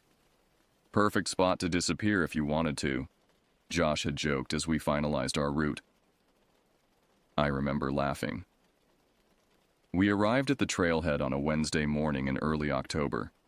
The parking area was empty except for our vehicle, a beaten-up Subaru Outback that had seen better days. Nobody else crazy enough to be out here this late in the season, Darren remarked, shouldering his pack. The temperature was forecasted to drop below freezing at night, but we were prepared with proper gear. The first signs of something off came within hours of starting our hike. About 3 miles in, we found unusual markings on several trees, not standard trail blazes, but deep, parallel gouges about 6 feet up the trunks. They appeared too methodical to be from animal claws. Bear marking territory? Melanie suggested, examining one of the cuts. Bears don't mark this high, I replied, and not in straight lines like this. Probably some local hunters, Darren said dismissively. They use weird markers sometimes. We pressed on, making good time despite our heavy packs. By late afternoon, we'd covered 8 miles of steady incline, working our way deeper into the forest. The trail grew progressively narrower, with fewer signs of human passage. Pine needles crunched beneath our boots, and the crisp autumn air carried the scent of decomposing leaves and damp earth. Our planned campsite was near a small mountain stream according to our topographic maps. We reached it just before sunset. A small clearing surrounded by dense pines and firs, with the gentle sound of running water nearby. As we set up our tents, I noticed Josh studying the tree line with an unusual intensity. "What's up?" I asked. "Nothing," he said, still staring. "Just thought I saw something move out there." "Probably deer," I said. "They're curious creatures." "Yeah, probably." We gathered firewood and prepared dinner as darkness fell. The temperature dropped rapidly, and we huddled around the fire, swapping stories and passing a flask of whiskey. The forest around us came alive with night sounds, the rustling of small animals, the occasional hoot of an owl, the whisper of wind through pine needles. Then, abruptly, everything went silent. The transition was so sudden that all 4 of us noticed at once, conversations trailing off mid-sentence. The forest had become completely still, as if holding its breath.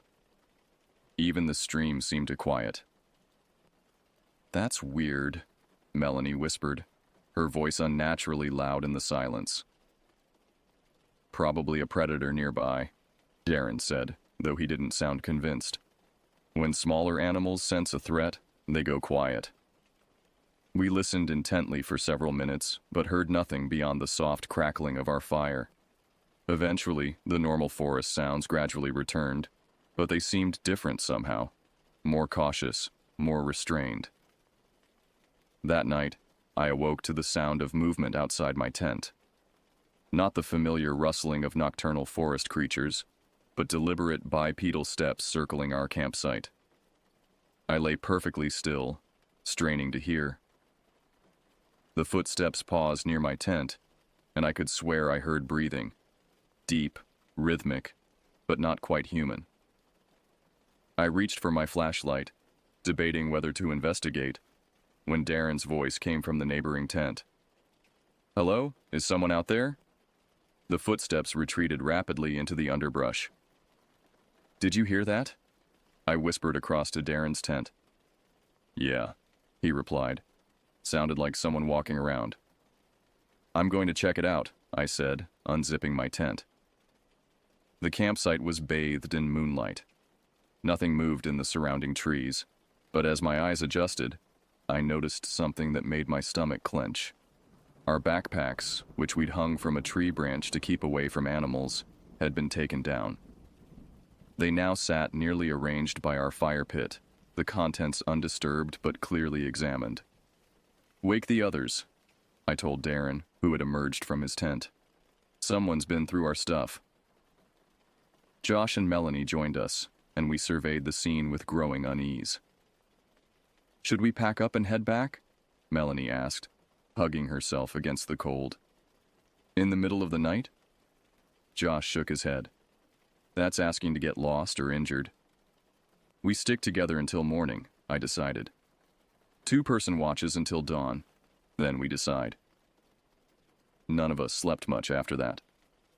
During my watch with Darren, I spotted movement at the edge of our camp, just a shadow slipping between trees, there and gone so quickly I couldn't be certain I'd seen anything at all.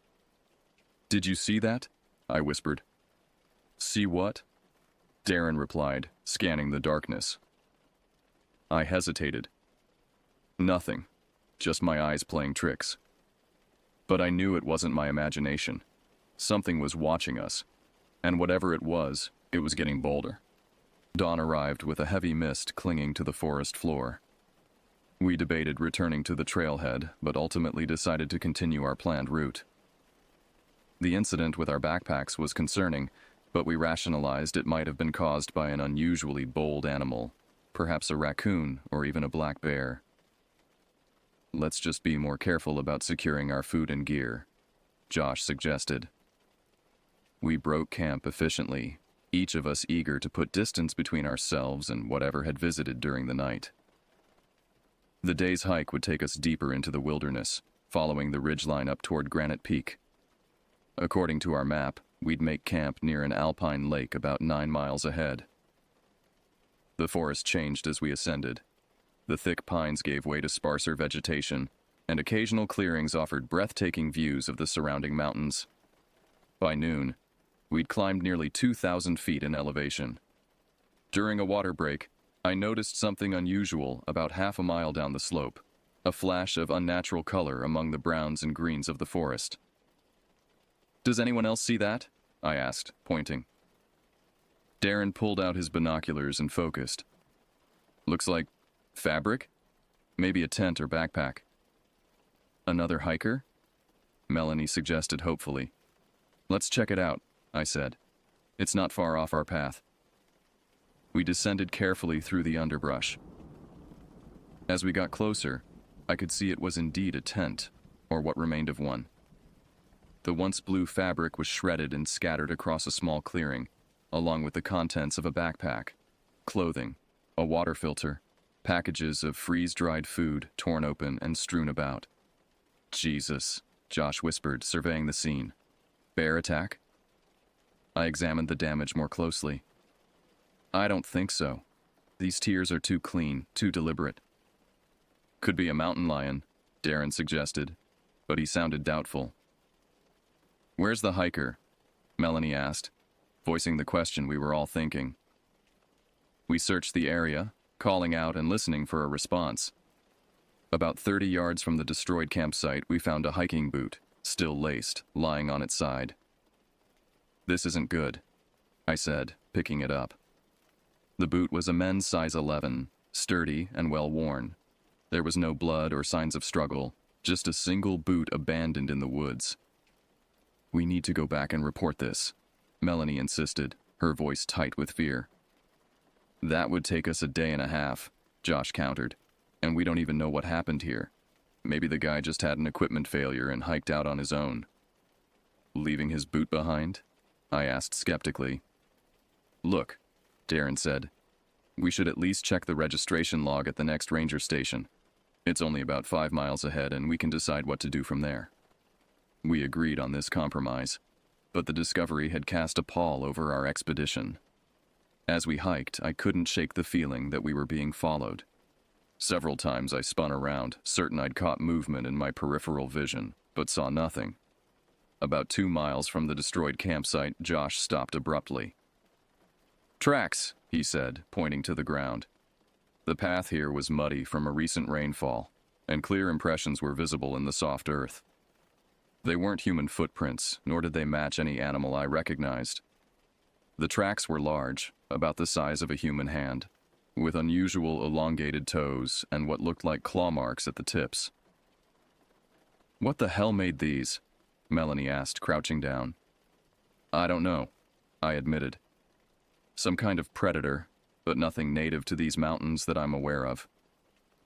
"They're following the trail," Darren observed. "Same direction we're heading." "Could be a wolf with an injured paw," Josh suggested, though he didn't sound convinced. The tracks continued for nearly a quarter mile before disappearing where the trail became rocky. We proceeded with heightened caution, frequently checking behind us and keeping closer together than before. By late afternoon, we reached the small ranger station marked on our map, a simple log cabin used primarily during fire season. As expected in October, it was unmanned and locked. A logbook protected in a plastic case was mounted beside the door for hikers to register their presence in the backcountry. Darren flipped through the pages, scanning the entries. "Last sign-in was 10 days ago. Party of 2, names are Miller and Petrusky. Planned a 7-day loop through this area." "That could be whose tent we found," I said. "They never signed out," Darren noted grimly. We debated our options as the sun began to sink toward the mountain peaks. Turning back would mean at least another day of hiking, and darkness was approaching rapidly. The alpine lake where we'd planned to camp was less than 2 miles ahead. "Let's stick to the plan," I decided finally. "We'll reach the lake before dark, make camp, and head back first thing tomorrow." No one was enthusiastic about continuing forward, but the alternative, being caught on the trail after nightfall, seemed worse. We moved at a brisk pace, eager to reach our destination before losing daylight completely. The lake appeared just as the sun touched the horizon, a small, pristine body of water nestled in a natural bowl formed by surrounding ridges. In different circumstances, it would have been idyllic. Now, with the knowledge of the destroyed campsite and strange tracks, it felt exposed and vulnerable. We set up camp with military efficiency, positioning our tents close together and gathering extra firewood. No one spoke about what we'd found, but it hung in the air between us, an unacknowledged presence as tangible as the approaching darkness. That night, as we sat around the fire, Melanie broke the uneasy silence. "I keep feeling like we're being watched." None of us contradicted her. I'd felt the same sensation all afternoon. Eyes following our movements, calculating, waiting. The feeling was so intense I could almost point to where the observer was hiding. "We should set up a perimeter," I suggested. "Something that will make noise if anything approaches." Using fishing line from Josh's emergency kit, we strung an alarm system around our campsite. Cans and metal cooking equipment that would rattle if the line was disturbed. It wasn't much, but it provided some small comfort as we retired to our tents. Sleep was elusive that night. Every sound from the forest seemed amplified. The rustle of pine needles, the soft lapping of water against the lakeshore, the occasional distant cry of a night bird. I lay awake, listening, waiting, my hand resting on the handle of my hunting knife. Just before midnight, our alarm system erupted in a cacophony of metallic clanging. I bolted upright in my tent, fumbling for my flashlight. Outside, the alarm continued to sound, a chaotic jangling of displaced cookware. Darren was already shouting, his voice tight with fear. "Who's there? We're armed!" A bluff, but perhaps a necessary one. Between us, we had only hunting knives and a small hatchet for splitting firewood. I unzipped my tent with one hand, knife clutched in the other, and emerged into the moonlit clearing. The perimeter line on the western edge of our camp had been triggered. Metal cups and plates lay scattered on the ground, but there was no sign of what had disturbed them. The others joined me, forming a tight cluster, our flashlight beams cutting through the darkness. "Did anyone see anything?" I asked. "Movement by those trees," Josh said, pointing toward a dense stand of pines about 30 yards away. "Just for a second." We swept our lights across the area but illuminated nothing except foliage and shadows. The forest had gone unnaturally quiet again, the same eerie silence we'd experienced the previous night. "Let's build up the fire," I suggested. The idea of light and warmth seemed comforting, even if it was mostly psychological. As we gathered around the rekindled flames, Melanie gripped Josh's arm suddenly. "Listen," she whispered. At first I heard nothing. Then it came, a sound so incongruous it took several seconds to process. Someone or something was whistling, a simple 3-note pattern repeated at irregular intervals. The sound seemed to move, circling our campsite just beyond the reach of our firelight. "Hello?" Darren called out. "Is someone there? We're friendly hikers." The whistling stopped immediately. For several heartbeats, the only sound was the crackling of our fire. Then came a response, not words, but a perfect mimicry of Darren's voice, repeating his exact inflection. "Hello? Is someone there? We're friendly hikers." The imitation was so precise it seemed impossible, like hearing a recording played back. Goosebumps erupted across my arms. "What the hell?" Josh muttered. The voice came again, this time mimicking Josh. "What the hell?" "It's playing with us," I said quietly. As if in confirmation, my own words echoed back from the darkness. "It's playing with us." We stood frozen, unsure how to respond to this bizarre encounter.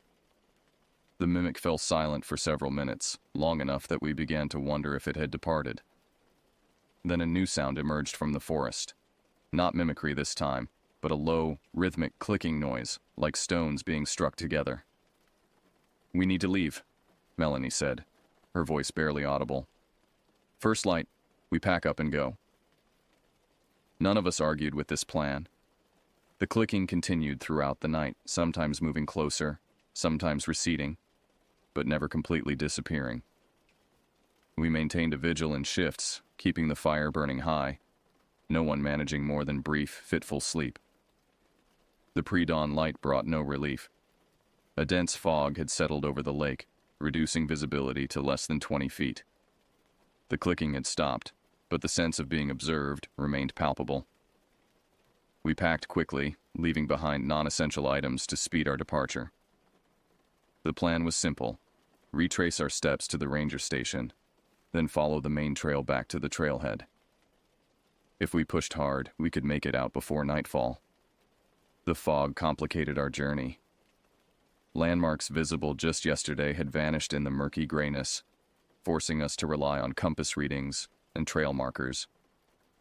We moved as quickly as safety allowed, no one speaking except to confirm directions or warn of obstacles. About a mile from camp, Melanie stopped abruptly. "Look at this," she said, pointing to the ground. The trail here was soft, and clear impressions were visible in the dirt.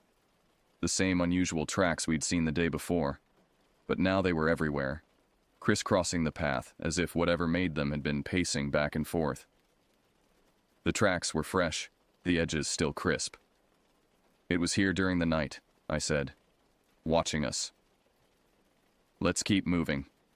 Darren urged, glancing nervously at the surrounding forest, now ghostly and indistinct in the fog. We quickened our pace, the silence between us heavy with unspoken fear. The strange tracks followed the trail for nearly half a mile before veering off into the underbrush. I found myself constantly looking over my shoulder, certain that our stalker was keeping pace just out of sight. The fog began to thin as the morning progressed, but our sense of unease only intensified. The forest seemed different somehow. The familiar sounds absent or altered, the spacing of trees not quite as I remembered. Several times Josh consulted the map with growing confusion. "This doesn't look right," he said finally, stopping at a fork in the trail not marked on our map. "We should have reached the ranger station by now." "We must have taken a wrong turn," Darren suggested, though we'd been following the main trail consistently. "Or the fog disoriented us," I added, trying to make sense of our surroundings. We decided to take the right fork, which seemed to angle back toward where we believed the ranger station should be. The path narrowed quickly, becoming less maintained, with branches reaching across the trail and roots creating treacherous obstacles. After another hour of increasingly difficult hiking, the trail disappeared entirely, leaving us standing in a small clearing surrounded by unfamiliar terrain. The realization hit us simultaneously. We were lost. "This is impossible," Josh said, frustration evident in his voice. "We followed the main trail. There's no way we should be this disoriented." "Let's check the compass again," I suggested, trying to remain calm. Darren pulled out his compass and frowned. "This can't be right. According to this, we've been heading northeast, but we should have been going southwest toward the trailhead." "Let me see," I said, taking the compass. The needle spun lazily, never settling on any particular direction. "It's malfunctioning." "Mine too," Melanie said, checking her own compass. "How is that possible?" "Natural magnetic deposits in the area, maybe?" Josh suggested, but he sounded doubtful. We had no choice but to use the sun for orientation, but even this proved challenging with the lingering fog and the dense forest canopy obscuring clear sight lines. We selected what seemed to be the most promising direction and began hiking, marking trees as we passed to avoid going in circles. The day wore on, and our progress seemed painfully slow. The terrain became increasingly difficult, steep inclines, rocky outcroppings, dense underbrush that snagged at our clothing and equipment. By mid-afternoon, we were all exhausted, both physically and mentally. "We need to stop and regroup," I said finally. "We're burning energy and not making meaningful progress." We found a small clearing and dropped our packs, grateful for the respite. As we shared water and trail mix, I noticed Melanie staring intently into the forest. "Do you hear that?" she asked. At first, I heard nothing unusual. Then it registered, a faint, rhythmic tapping sound coming from deeper in the woods. The same clicking we'd heard during the night. "It's still following us," Josh muttered. "Maybe it's trying to communicate," Darren suggested, though his expression betrayed his doubt. "Or it's hunting us," I said quietly. The clicking grew louder, more insistent, coming from multiple directions now. It was as if we were surrounded, the sound closing in from all sides. We gathered our gear quickly, abandoning the rest break. "Stay together," I urged as we moved off, choosing the direction with the least audible clicking. The sounds followed us throughout the afternoon, sometimes receding, sometimes approaching so close I was certain we'd come face to face with whatever was making them. The forest grew darker as clouds gathered overhead, promising rain and an early dusk. With daylight fading and no sign of the trail, we were forced to make camp in another small clearing. Unlike our previous sites, this one offered little natural protection. No lake or rock formations to guard our backs, just trees in every direction. As we set up our tents with grim efficiency, I couldn't shake the feeling that we were exactly where something wanted us to be. The rain started just after sunset, a gentle patter at first, quickly intensifying to a steady downpour that drummed against our tent flies and saturated the ground. We huddled beneath our inadequate shelter, the planned campfire impossible in the deluge. Our headlamps created small islands of light in the overwhelming darkness. The temperature dropped rapidly, and soon we were shivering despite our layers of clothing. The clicking sounds had stopped when the rain began, which should have been reassuring, but somehow wasn't. "We can't stay out here another night," Melanie said, her voice barely audible over the rainfall. "We need to find our way back to civilization tomorrow, no matter what." "Agreed," I said. "First light, we pick a direction and stick with it. Eventually, we'll hit a road or a town." "We should be taking shifts, keeping watch," Josh suggested. Darren nodded. "I'll take first watch." We established a rotation, 2 hours per person, using our watches to track time.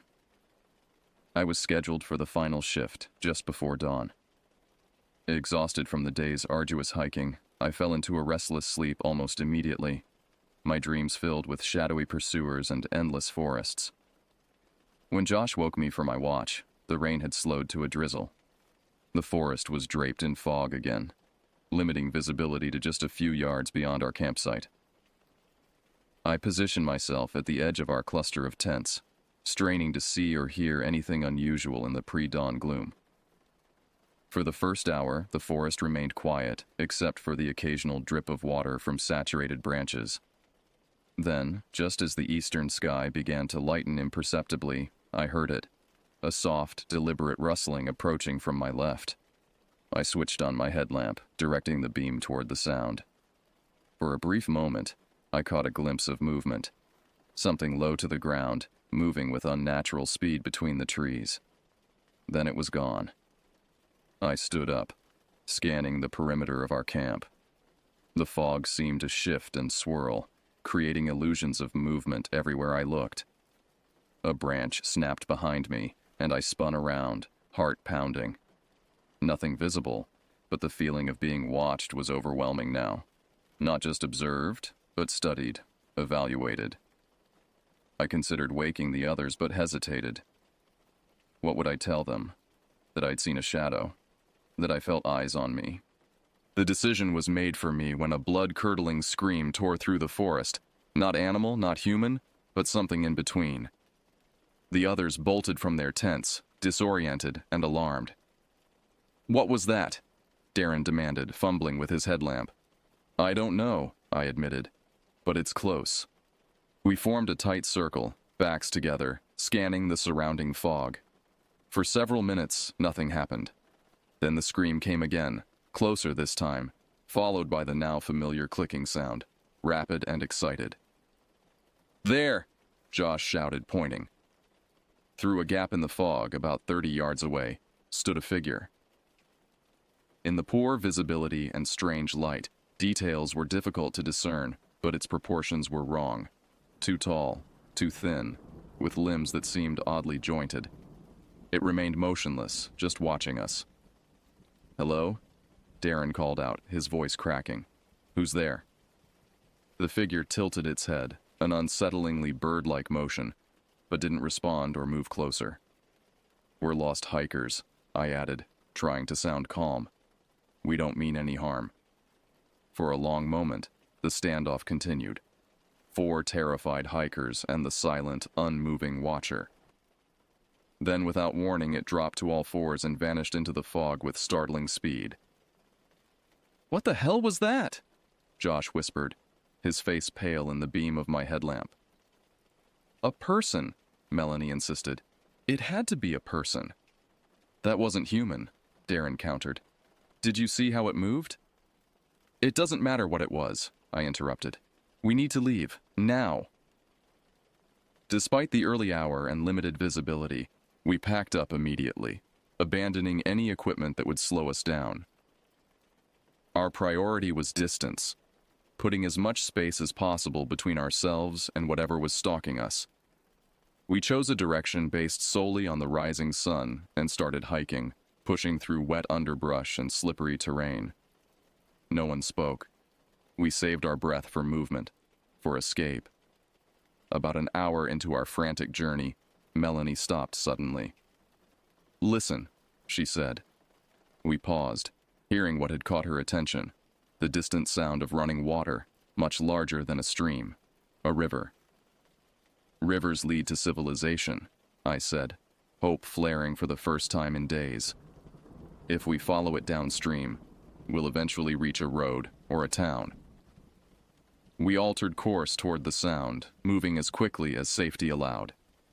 The terrain grew steeper as we descended toward the river valley, forcing us to use trees and rocks for support. The fog began to lift, revealing glimpses of our surroundings, unfamiliar territory, but at least we could see more than a few yards ahead.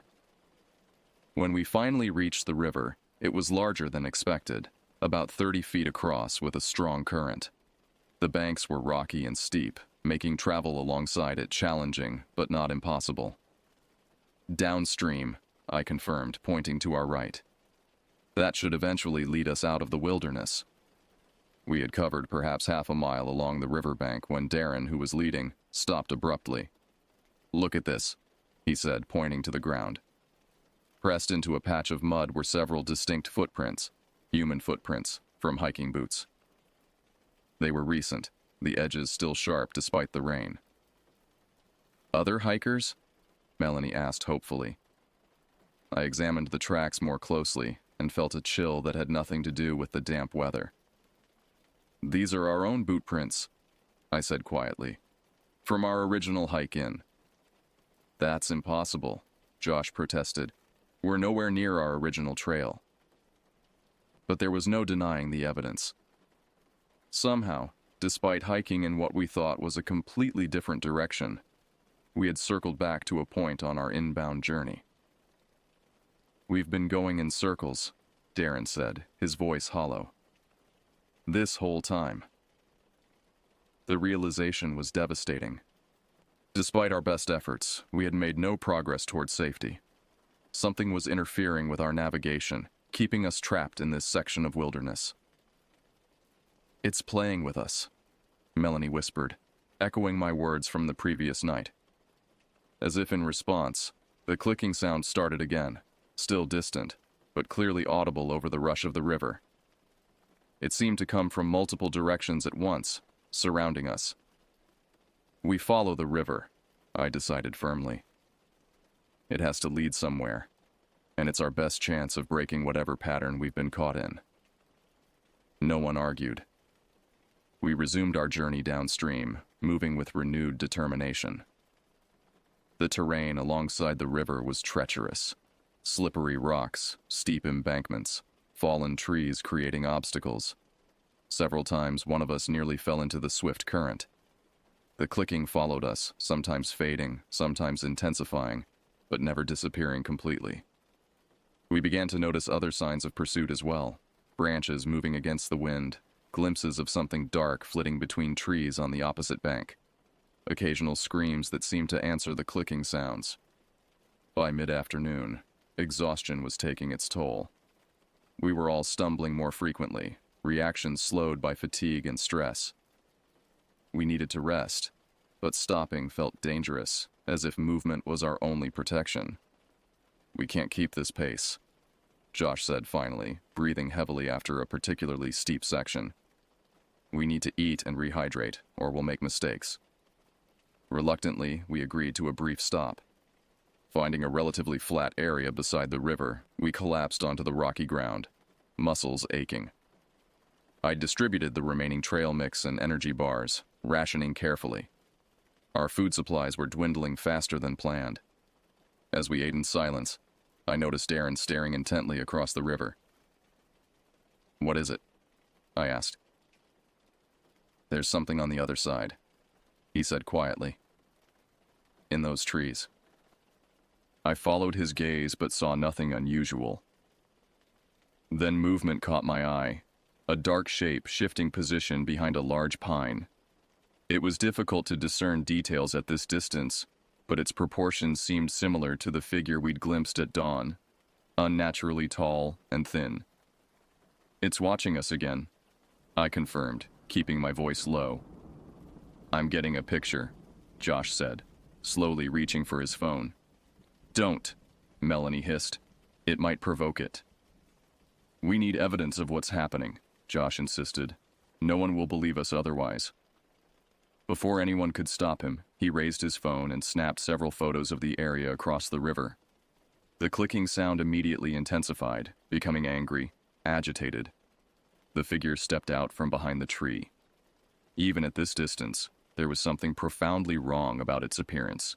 It stood at least 7 feet tall, its limbs too long and oddly articulated. Its skin, if it was skin, appeared dark and textured, blending with the forest behind it. The head was the worst part, elongated and angular, with features I couldn't quite process, as if my mind refused to register what my eyes were seeing. It raised one impossibly long arm and pointed directly at us. "Run," I whispered. We abandoned our gear, scrambling to our feet and bolting downstream. Behind us, the creature unleashed another of those terrible screams, now clearly identifiable as a hunting cry.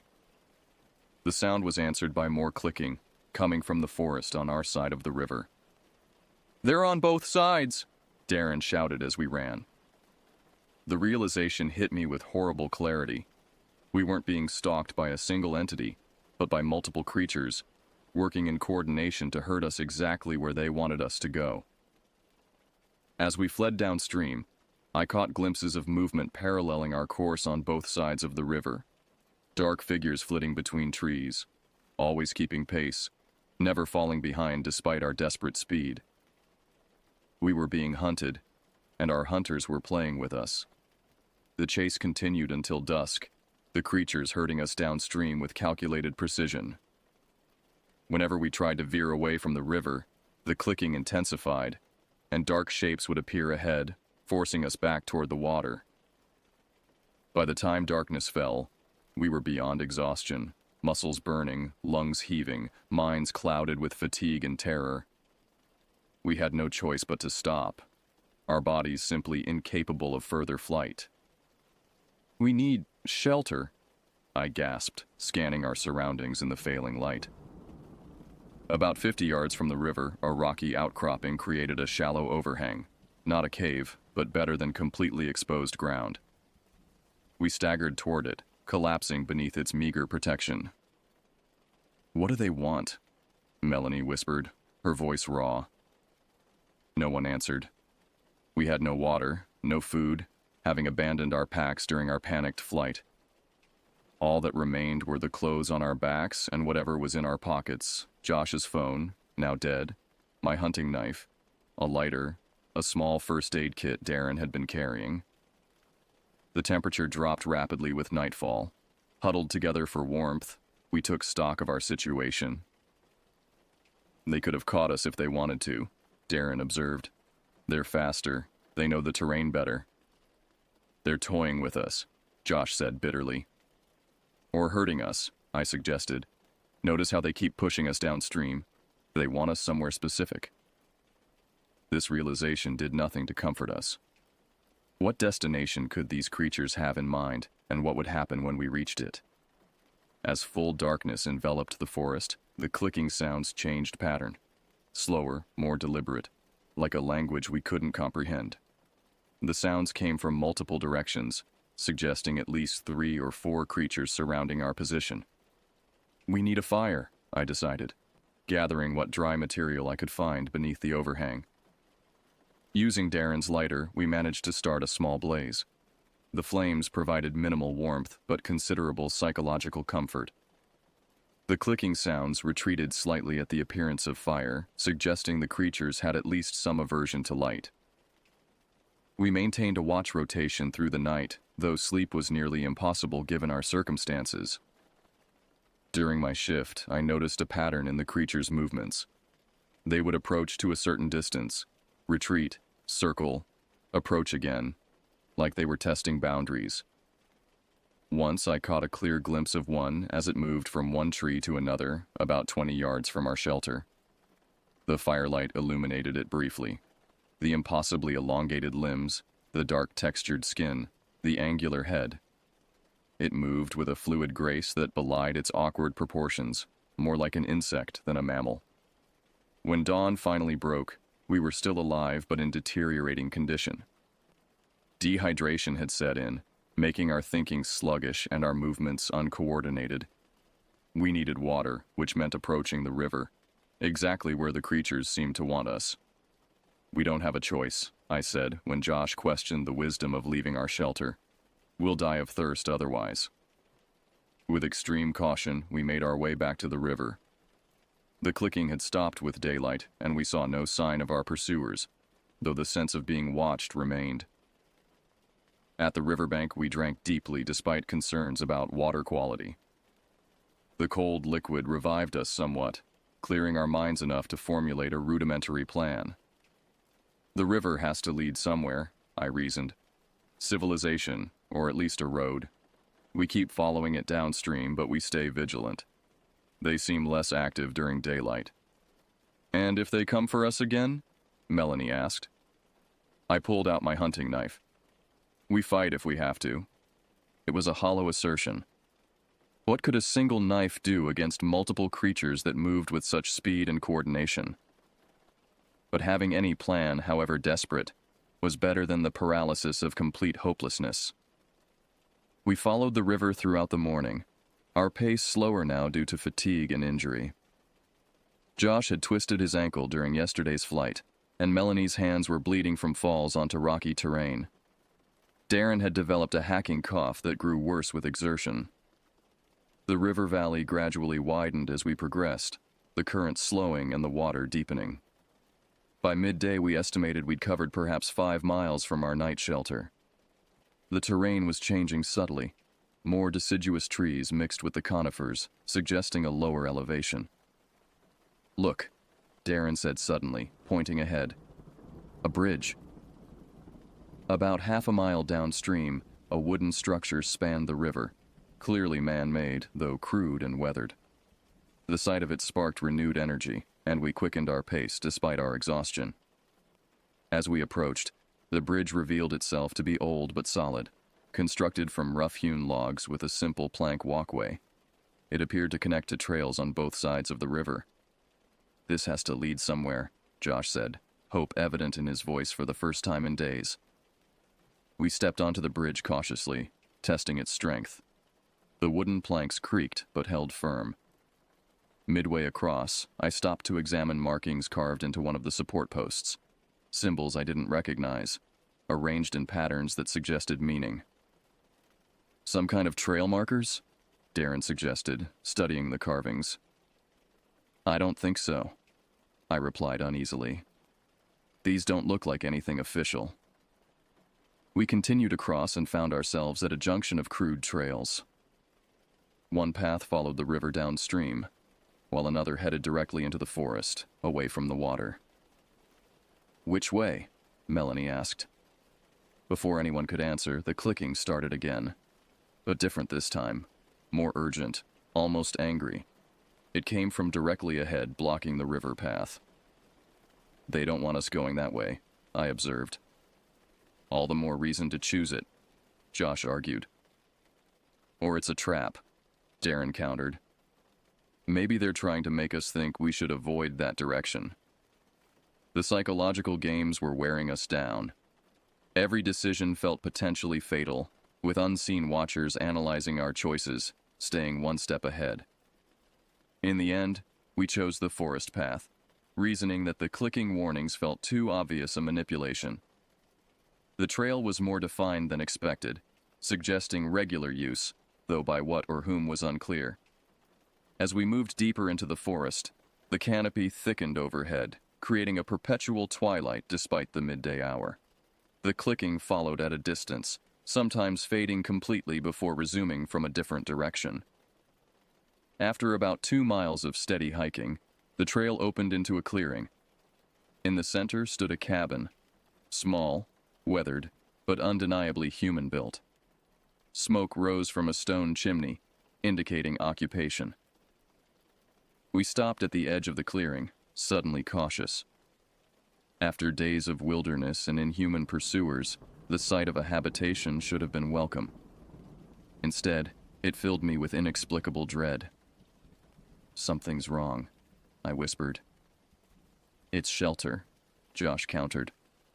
"Maybe whoever lives there can help us, They live out here, Darren said slowly, in the territory of those things. How is that possible? Before we could debate further, the cabin door swung open. An elderly man emerged, dressed in worn outdoor clothing. He appeared entirely ordinary, white-bearded, slightly stooped with age, face weathered from exposure. He looked directly at us, showing no surprise at finding 4 bedraggled hikers at the edge of his clearing. "Been expecting you," he called out, his voice carrying clearly across the open space. "Come on in before dark falls. Not safe out there after sunset." We exchanged glances, torn between suspicion and desperate need for shelter and assistance. "How did you know we were coming?" I called back. The old man smiled, the expression not reaching his eyes. "The woods have a way of sending people my direction when they need help. Come in. I've got food and water, and you look like you could use both." Against my better judgment, we approached the cabin. As we crossed the clearing, I noticed small bundles hanging from the surrounding trees. Collections of bones, feathers, and unidentifiable objects tied with sinew and twine. The old man saw me looking. "Protection," he said simply. "Been out here 40 years. You learn ways to stay safe." Inside, the cabin was a single room with sparse furnishings. A wood stove, a rough table with chairs, a narrow bed in one corner, shelves lined with jars and books. Animal pelts hung from the walls, alongside tools and weapons. "Sit," the man instructed, gesturing to the table. "Name's Hanson. Used to be Forest Service, back when they staffed the stations year-round. Decided to stay on when they pulled out." He ladled stew from a pot on the stove into wooden bowls, placing them before us with chunks of hard bread. Despite my misgivings, the smell was irresistible after days of inadequate nutrition. As we ate, Hanson asked no questions about our journey or what we'd encountered. Instead, he spoke of the forest, of weather patterns and animal migrations, of the changing seasons and the isolation of wilderness living. Only when we'd finished eating did he address what had brought us to his cabin. "You've seen them, haven't you?" he asked, his tone matter-of-fact. "The Watchers." We exchanged glances, unsure how to respond. "It's all right," he continued. "Everyone who finds my cabin has seen them. That's how it works." "What are they?" Josh asked, breaking our silence. Hanson shrugged. "Got different names in different cultures. Navajo call them skinwalkers. Other tribes have their own terms. Scientists who come through looking for them never find anything, of course. They only show themselves to who they choose." "Why are they hunting us?" Melanie asked, her voice trembling. "Hunting?" Hanson laughed, a harsh sound without humor. "If they were hunting you, you wouldn't be sitting at my table. No, they're testing you, like they tested me 40 years ago." "Testing for what?" I demanded. Hanson's eyes met mine, and for a moment something flickered behind them. Something ancient and calculating that didn't match his appearance. "Worthiness," he said simply. "The forest has its guardians. They decide who belongs and who doesn't." As darkness fell outside, the clicking sounds resumed. Closer now, surrounding the cabin. Hanson seemed unconcerned, adding wood to the stove and lighting oil lamps as night descended. "You'll stay until morning," he said. It wasn't an offer, but a statement of fact. "I'll show you the way out at first light. There's a logging road about 5 miles east. It'll take you back to civilization." Despite our exhaustion, none of us slept soundly that night. We took turns resting on the floor, wrapped in blankets Hanson provided. The clicking continued outside, sometimes approaching the very walls of the cabin, sometimes retreating into the forest. During my watch, I noticed Hanson wasn't sleeping either. He sat by the stove, whittling a piece of wood with practiced movements, occasionally glancing toward the windows. "How do you live out here with them?" I asked quietly, not wanting to wake the others. He considered the question for a moment. "We have an understanding," he replied finally, I respect their territory. They respect mine. The talismans help. He nodded toward the bone bundles visible through the window, swaying gently in the night breeze. What do they want? I pressed. Hansen's hands stilled, the knife resting against the wood. Balance, he said. The forest maintains its own equilibrium. Too many outsiders disturb that balance. The missing hikers, I said. The destroyed campsite we found. Was that them?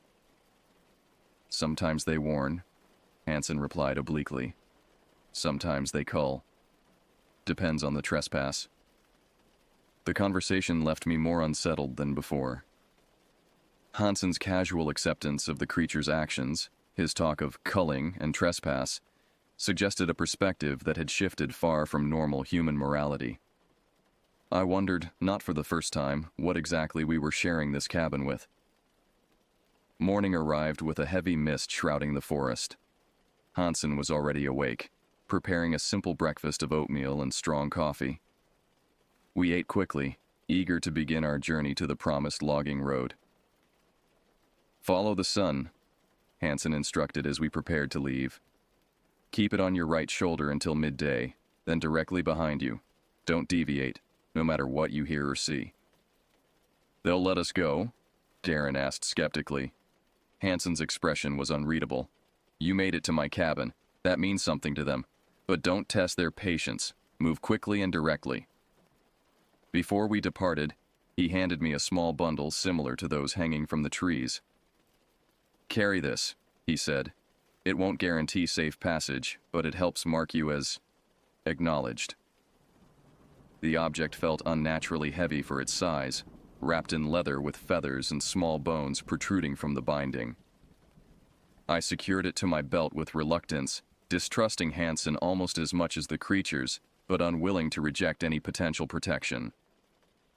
As we set out, Hansen remained on his porch, watching our departure with those strange, evaluating eyes. Something about his gaze made me quicken my pace, eager to put distance between ourselves and the cabin. The forest seemed different that morning, the mist creating ghostly shapes among the trees. Familiar sounds muted and distorted. We moved in tight formation, following Hansen's directions. The sun a pale disk barely visible through the fog and canopy. For the first hour, we heard nothing unusual. No clicking, no screams, no signs of pursuit. Gradually, our pace increased, confidence building with each unchallenged step. Maybe we're actually going to make it, Josh said cautiously, breaking the tense silence. Don't jinx it, Melanie muttered. We continued eastward, the terrain gradually descending. The forest composition changed, with more deciduous trees appearing among the conifers, suggesting we were approaching lower elevations. According to Hansen, the logging road should be accessible within a few hours of hiking. Around midday, we paused briefly to rest and reorient. The sun had strengthened, burning through patches of mist, making navigation easier. I checked the bundle Hansen had given me, still secured to my belt, though I couldn't shake the sensation that it had grown warmer, almost pulsing against my hip. As we prepared to resume our journey, Darren froze suddenly. Listen, he whispered. At first I heard nothing unusual. Then it registered. The absence of sound.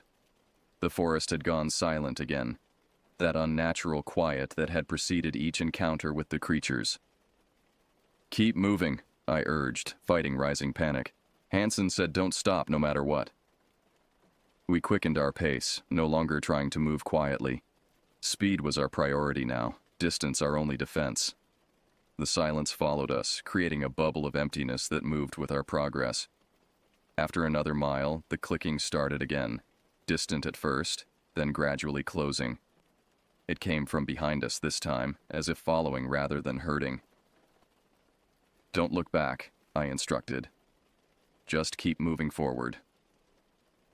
The terrain grew steeper, forcing us to scramble over fallen logs and navigate around dense underbrush. Each obstacle slowed our progress, allowing the sounds behind us to draw closer. The clicking accelerated, becoming more agitated. "They're gaining," Josh said, his breath coming in ragged gasps. I felt the bundle at my belt grow hotter, almost burning through the fabric of my pants. Acting on instinct, I pulled it free and held it aloft. The clicking stopped abruptly. "Keep moving," I said, still holding the bundle high. "I think this is working."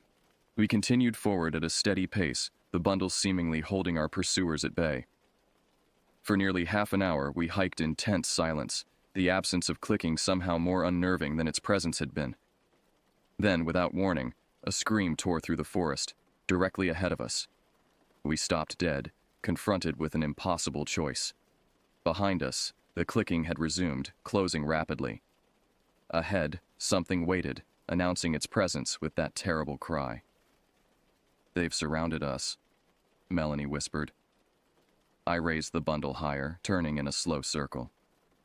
"We keep going forward," I decided. Hansen said straight east no matter what. We resumed our advance, moving more cautiously now. The terrain began to level out, and through the trees ahead I could make out what appeared to be a clearing, wider and more regular than a natural feature. "The logging road," Darren said, hope evident in his voice. As we approached the clearing, the clicking intensified from all directions, no longer just behind us, but surrounding us completely. The bundle in my hand began to vibrate, the feathers and bones trembling as if alive. 50 yards from what was indeed a crude dirt road, a figure stepped out from the trees directly in our path. It was one of them, taller than any human, limbs impossibly elongated, skin textured like bark. Its head was the worst part, vaguely humanoid in shape but with features that seemed to shift and change when viewed directly, as if refusing to resolve into anything recognizable.